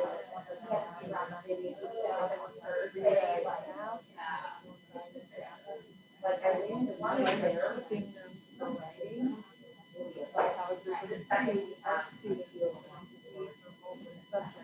only keeping them from writing. And so I had to create a new group, and so I'm actually going to be seeing them do 3:15 to 3:45, 3:50. Yeah. And so, but those same people have a new teacher for reading and math, or just reading, Yeah. or whatever. So my kids always will have enough, you'll have a social skills teacher, you'll have the other writing teacher, and then you'll have an art for math, and then you'll have a dinner art teacher. I mean, and some of those are like, no wonder it's like These gaps in the skills. Because it's like the regular ed, you're told them half the time, I'm like, they're like, well, you just, I don't want to say they want to watch that, but a little bit is like, oh yeah, I can't do this. I don't have that experience in the building. If I have to pull them, if I have to pull them elsewhere, ours is that way. So I don't, but I don't think they're because they're not. They're really. Yeah. Yeah. Yeah, we were told they were like, if they presented something in the morning, they would like work with the It's ridiculous. And so I have a huge trouble with one teacher that was going, like, she was only there for like a month.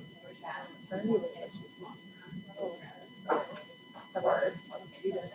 So I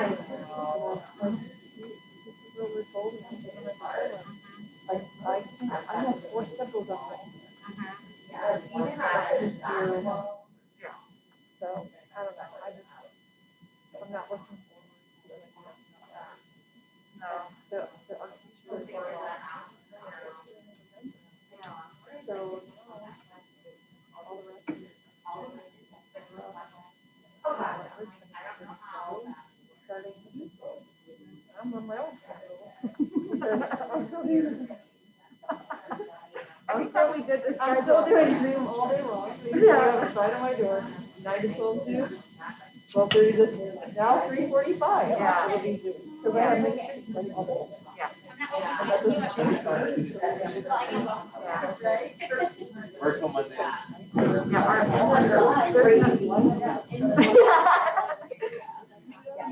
All right, folks, welcome back into the room. It has been our official 5 minutes. I hear you. So if you guys are ready to enter the final phases of our day, we're ready to guide you through them. And here's what we would offer. So in terms of new content for today, steps 1 through 4, we're wrapping those up. We do, as promised, have a dedicated amount of time to action plan and start to drive home some stronger connections to your individual classrooms. We do have some information to share with you that comes from our Executive Director of Teaching, Learning, and Accountability in terms of making connections from this work to the EES, to your growth plans and things like that. So that's really where our afternoon is headed. What I'd like to do is share with you a video. It's about 4 minutes long. And what you're going to see in this video is a teacher who's actually now a facilitator in her classroom. And you're going to see her talk about her system. You're going to hear her students talk about her system. And what you're going to notice is a conversation that encompasses the entire system. So we started our day giving you the big picture, the whole shebang. We spent the middle, bigger portion of our day talking about the setting direction piece. Now we kind of want you to start to see, now that you have a touch more information, how that might look like in the classroom. So when you hear her talk about some things about individual student data and PDSA, that's stuff we're going to get into. So don't worry if we haven't spent a ton of time there yet. The idea is let's start to make some connections to how this looks in the real world. Sound good? Okay. Then I give you, do you guys know Danielle Fox? Anybody? You might recognize it. You know her. I know her. All right, you guys know her. Here she is. Well, that's not right. Do, do, do, do.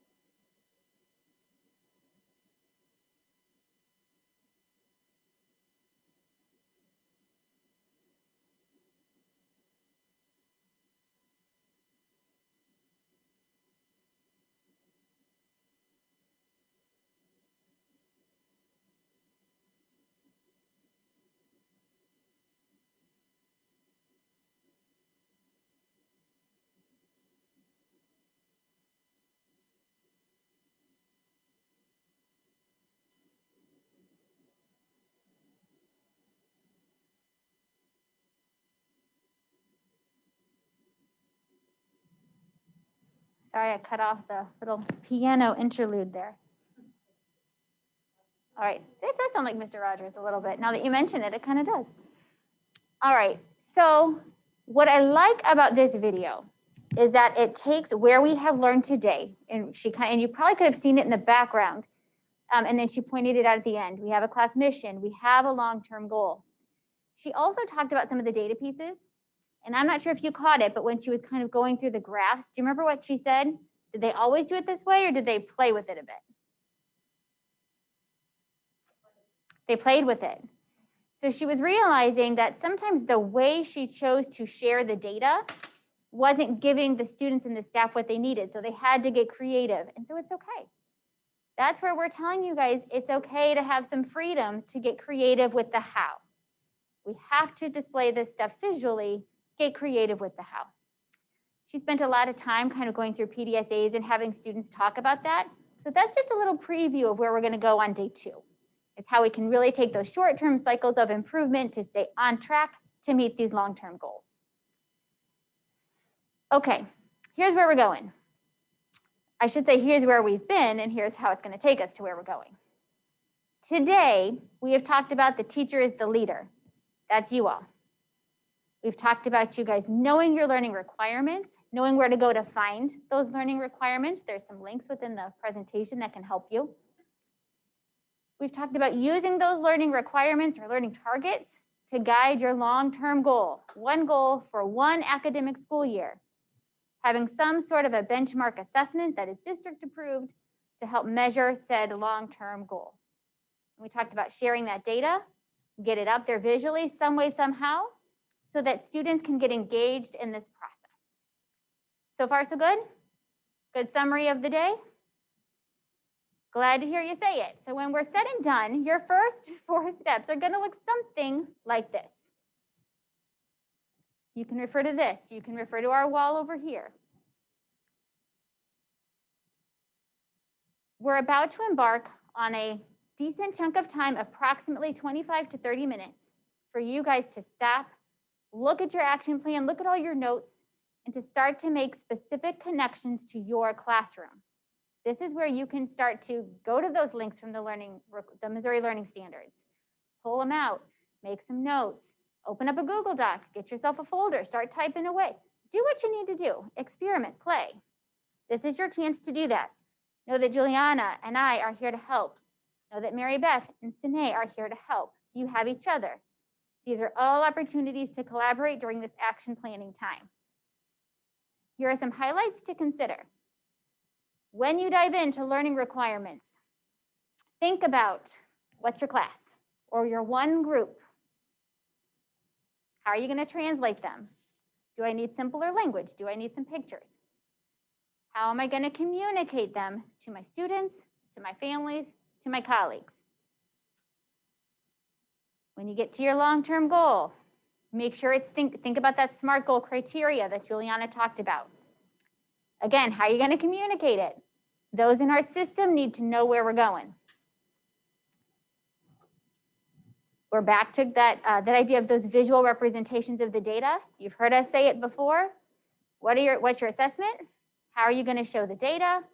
How are you going to engage your key people in looking at that data, having conversations about that data? And then we get to the mission statement. You guys just had this conversation before we took our break. How are we going to engage our folks in developing that statement, and not just developing it, but owning it, living it, referring back to it? So those are some key points to keep in mind as you get ready to action plan. This slide may be very helpful for you. Quick links. If you want to see some examples above and beyond what's in the presentation, here are some photo galleries to support that. These pictures cover all over the county, all different types of classrooms, so feel free to click away. On the bottom, you'll see a resource for on-demand learning. This is a new option that we've organized for anyone to access. It can be a seasoned teacher, an administrator. It's going to look like a Google site. It's a Google site. You'll find some videos. You'll see some more photo examples. You'll see an opportunity for some reteaching where you can go back through the content when it comes to setting direction. there's actually 3 sites. One for setting direction, one for the PDSA, so that would be a preview of next time, and one for data systems, which would get you a preview for the TSP part of this training. Just know that if you want to take a peek, you can. No need to sign up and kick up. There's no assessment. They're just there for you. Earlier, someone asked about how to make a CCI wall, quote unquote, wall virtual. There's a link right here at the bottom. This is just an offering. Feel free to use it. Feel free to make your own, tweak it, whatever you need to do. And then some more resources when it comes to learning requirements. So hopefully from this one slide, you can get yourself going. But you have the whole presentation at your disposal. We've hit this 30-minute chunk now. It's time to action plan. And you may do that however it makes sense to you. Your own notes. If you need more paper, let us know. If you want to do it digitally, go for it. Let us know what questions you have. We are here to help you. What questions do you have for us before we jump into this action planning time?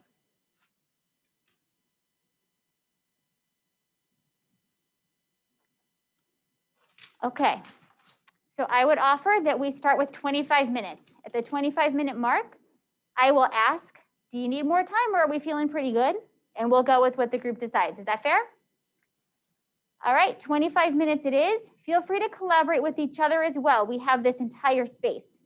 So if you guys want to group up and head over to some of those tables, feel free to do that as well. Okay, we'll see you in 25.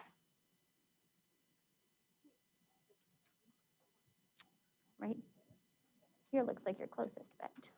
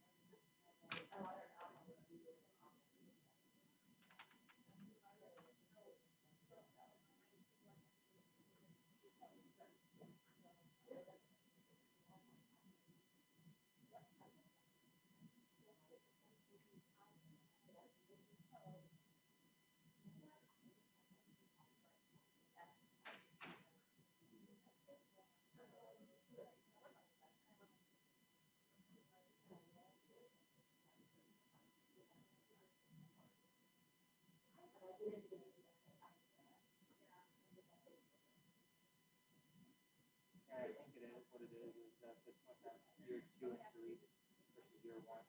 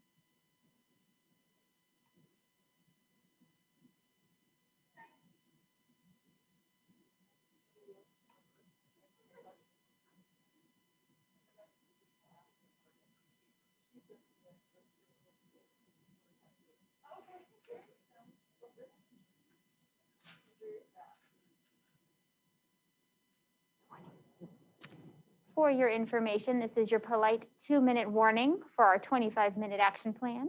I will come back to you in those 2 minutes to see if we need more time or if we're ready to roll. So 2 minutes.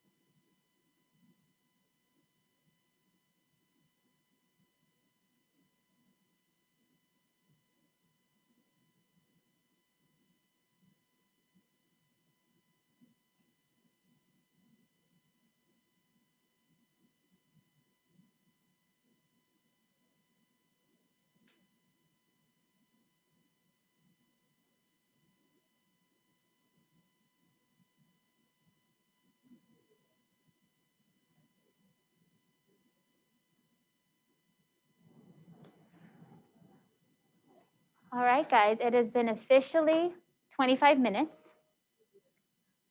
If you would like more time, please show me via fingers how much more time you need up to 5 minutes. So we can have 0, we can have 1, 2, 3, 4, or 5. Okay? Okay, we've got a mix, so we're gonna go for 3.5 minutes. At 3.5 minutes, we will slide into the last portion of the day's learning. Thanks, guys.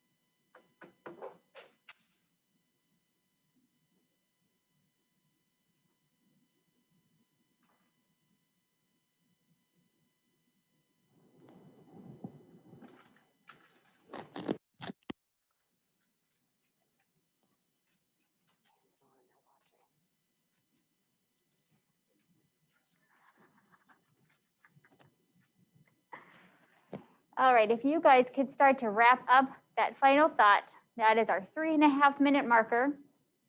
So we want to honor your time and slide us into the very end of the day. So as you are completing that thought, first of all, I just want to say that I personally had some great conversations. Many of you chose to work independently, and that's fine, but I did see some hints of collaboration here and there. So please know, gentle reminder, or even maybe a not so gentle reminder, that when you go back to your classrooms, there is still support out there. Contact your facilitator. All of us have been trained in this content. So you can obviously email me, call me, text me. Juliana, give her an email if you need us. And at the same time, your facilitators are there, your supervisors are there, your colleagues are there. You know this. EPSs are there. Please reach out. Please don't ever feel like you're in this alone. Okay, we're good? Thumbs up? Excellent. Because it's time to play a little bit longer. And this is going to drive us home. All right. What we'd like to offer you, this is not a Halloween one, but we did pick the theme on purpose. This is this or that, the food edition. When you're done, we have some treats to offer. It is a choice. You can have some if you like. Juliana's going to share in just a little bit to prep us for the last little bit of information that we have to share with you. But to get us ready, we're going to play a little bit of this or that for about 2 minutes. So if you want to do it, same process as before. Stand up. You're going to make some choices. Some of these are kind of hard choices, just going to say. And then feel free to move around as you need to for the next, say, 2-ish minutes. All right, we ready? Ooh. A little intense.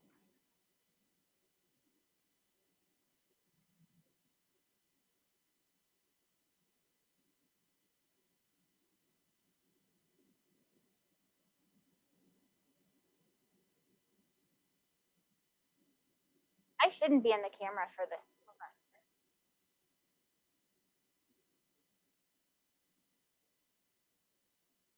Oh. Is it? No, I did bunny hops last time. That was way better. I feel like I should be the we, like I should get credit for this. Oh, I got my watch on.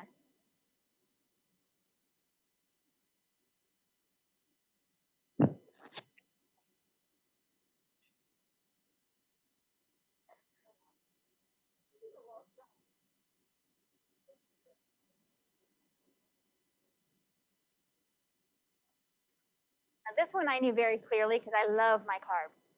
You know I love my carbs. Oh, but I know.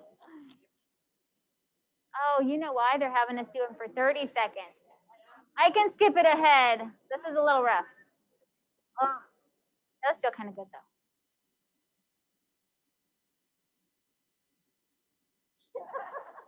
Come on, we can do this. One more. Where's Greg? This is where he came in last time. Okay. One more.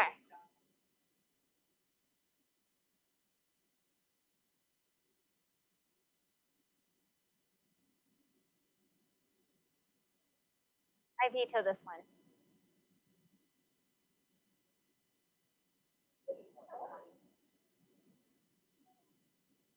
Depends on the sandwich.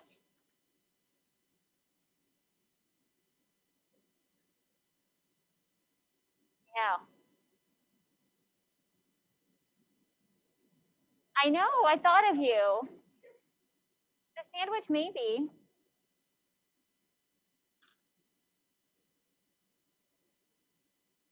Well, sorry. All right. Ooh, sorry. Sushi or something else. I don't remember. But, all right. Now, Juliana has a nice variety. Snickers, Twix, chocolate-based. Someone asked me yesterday, does this fall into the Halloween candy section or the chocolate section like our last video? I say this is Halloween chocolate, so it's the best of both worlds. All right, so you have a choice. If you'd like some, you're welcome to have it. Yesterday, a lot of folks either chose, if they want some, to choose your own piece, or we would dump a little bit on your table. So it's up to you to say no thank you or to tell us how you want to safely have your treat. So that's up to you. And as she's walking around the room, here's just a little bit of a heads up as to this last larger semi-larger chunk of information for you. So what we're going to do is share a video with you. This one is a bit longer. I think it's about 14 minutes. And this video comes from Molly Bolton, the Executive Director of Teaching, Learning, and Accountability. And what she's going to do is walk you through the connections between this work of classroom learning systems and the connections you'll see in the educator growth plan as well as the student growth plan. Remember when I showed you the video of Danielle Fox in the classroom? And I said she's going to touch on the setting direction pieces. You're also going to see components of the PDSA. Molly is also going to touch on some of those components, and we show it to you now so that you can make connections to what we've just learned, as well as get a preview for future learning.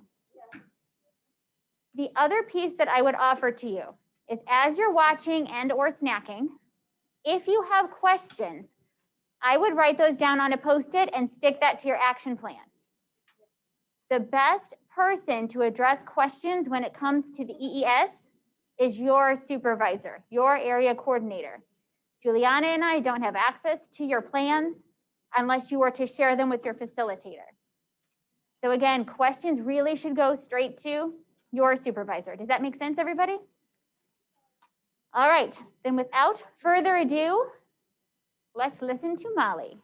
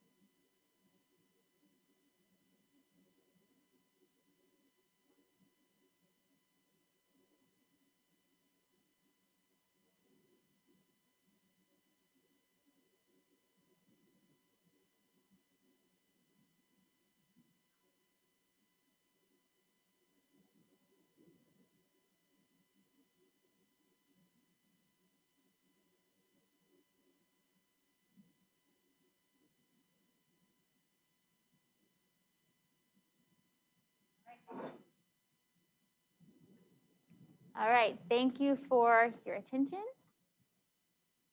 To some connections, obviously to this work, to the educator growth plan. We do realize that that's a good chunk of information. It's a lot of numbers, it's a lot of connections, it's a lot of information. So we're gonna hold this video here. If you need to go back to it, if you need to skip around to kind of focus in on one part or another, you have the ability to do that. It'll live and breathe right here in the presentation that you guys already have access to. If at any point you want to come back to this presentation, say you're a week from now, 2 weeks from now, and you forget the link, talk to your facilitator because they have access to it. They can send it to you. All right, so know that that's there for you. We also have it written there and back there. If you want to take a picture before you go, feel free to do that. All right, questions for this, go to your area coordinator. So hopefully you've made a few notes, you know where you're at. And on that note, Juliana and I would like to say, thank you for spending your Friday with us. Believe it or not, that's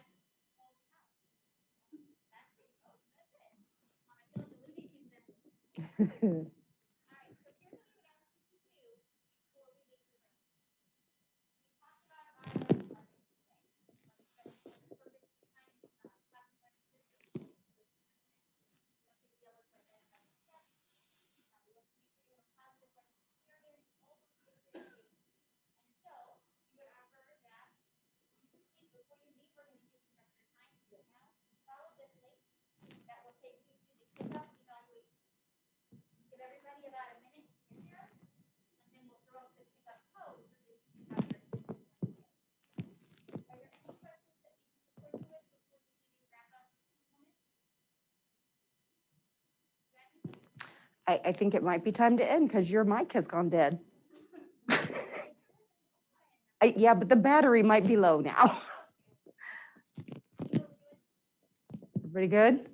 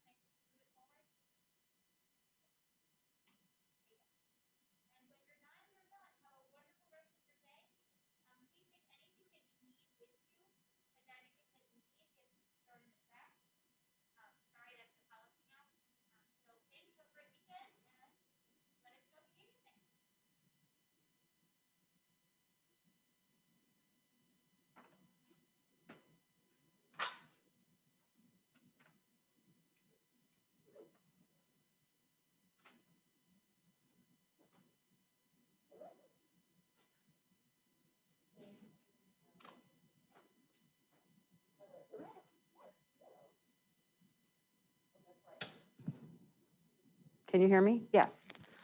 Just a gentle reminder, when you come back for day 2, don't forget to bring your book and your action plan. Okay, you're going to need that book that has a lot of really great examples for PDSA. So, all right. all right, guys.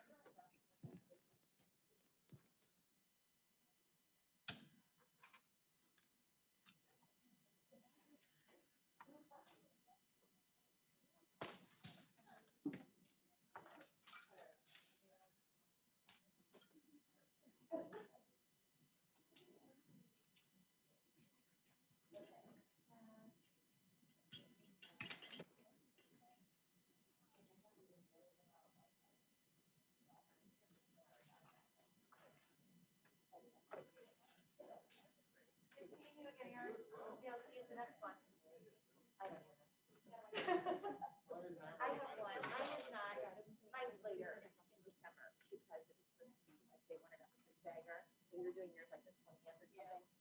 I think I'm December 3rd. I've got a election day as mine, so. Oh, we're all, see, we're all set day. We have professional development that day, so I decided to do this one for that and look up later then. Go to the one at school. Yeah, we got it. Thank God.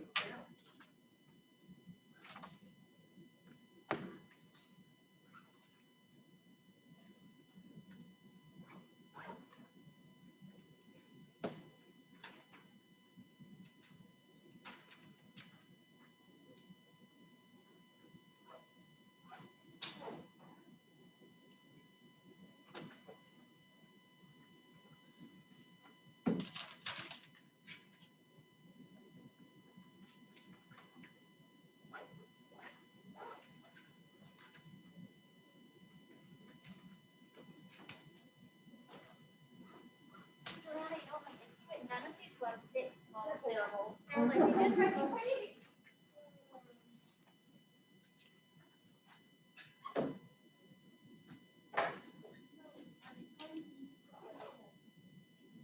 Now we're collecting those up here.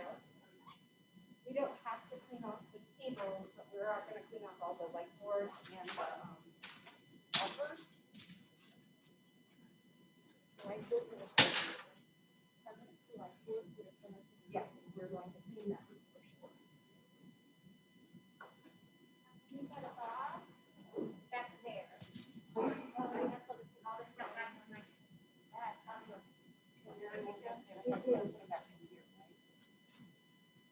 Yeah, are those?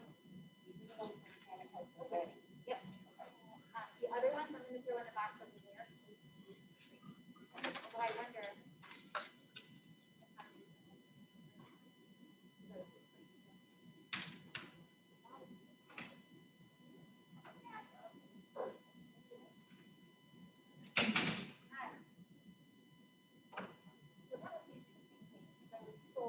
Originally, all trainings that had more than 12 people.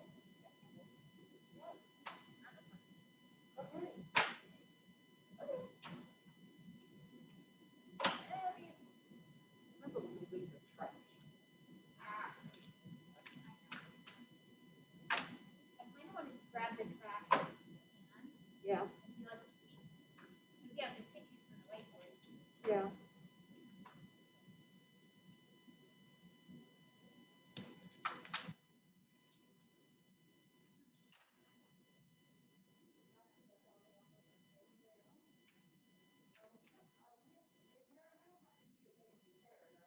Right, we do not. Yeah, the cleaning crew will do that.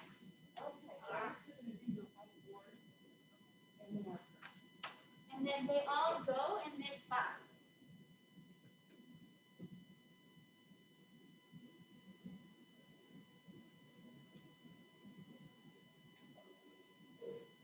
Or how about girl today? So where's all that stuff with Dee and she's got an email? Oh, yeah. Here's the box for whiteboard. Okay. And the markers, we just drop them in. I don't really know which ones to do.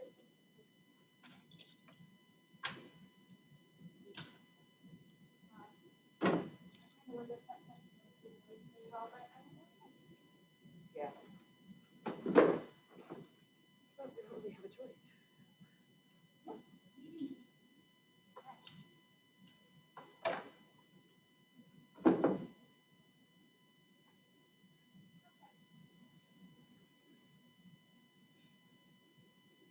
Oh, I need to stop this video. What? The Zoom video. Oh.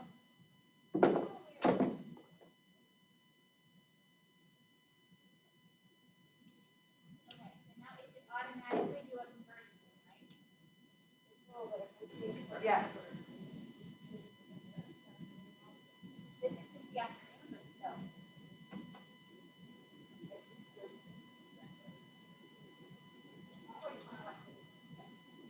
And are you storing it on the hard drive or on the website? We are gonna report on it. Okay. So it'll take a while. So the one video that I made for 2 hours, Huh? it's just like, Um,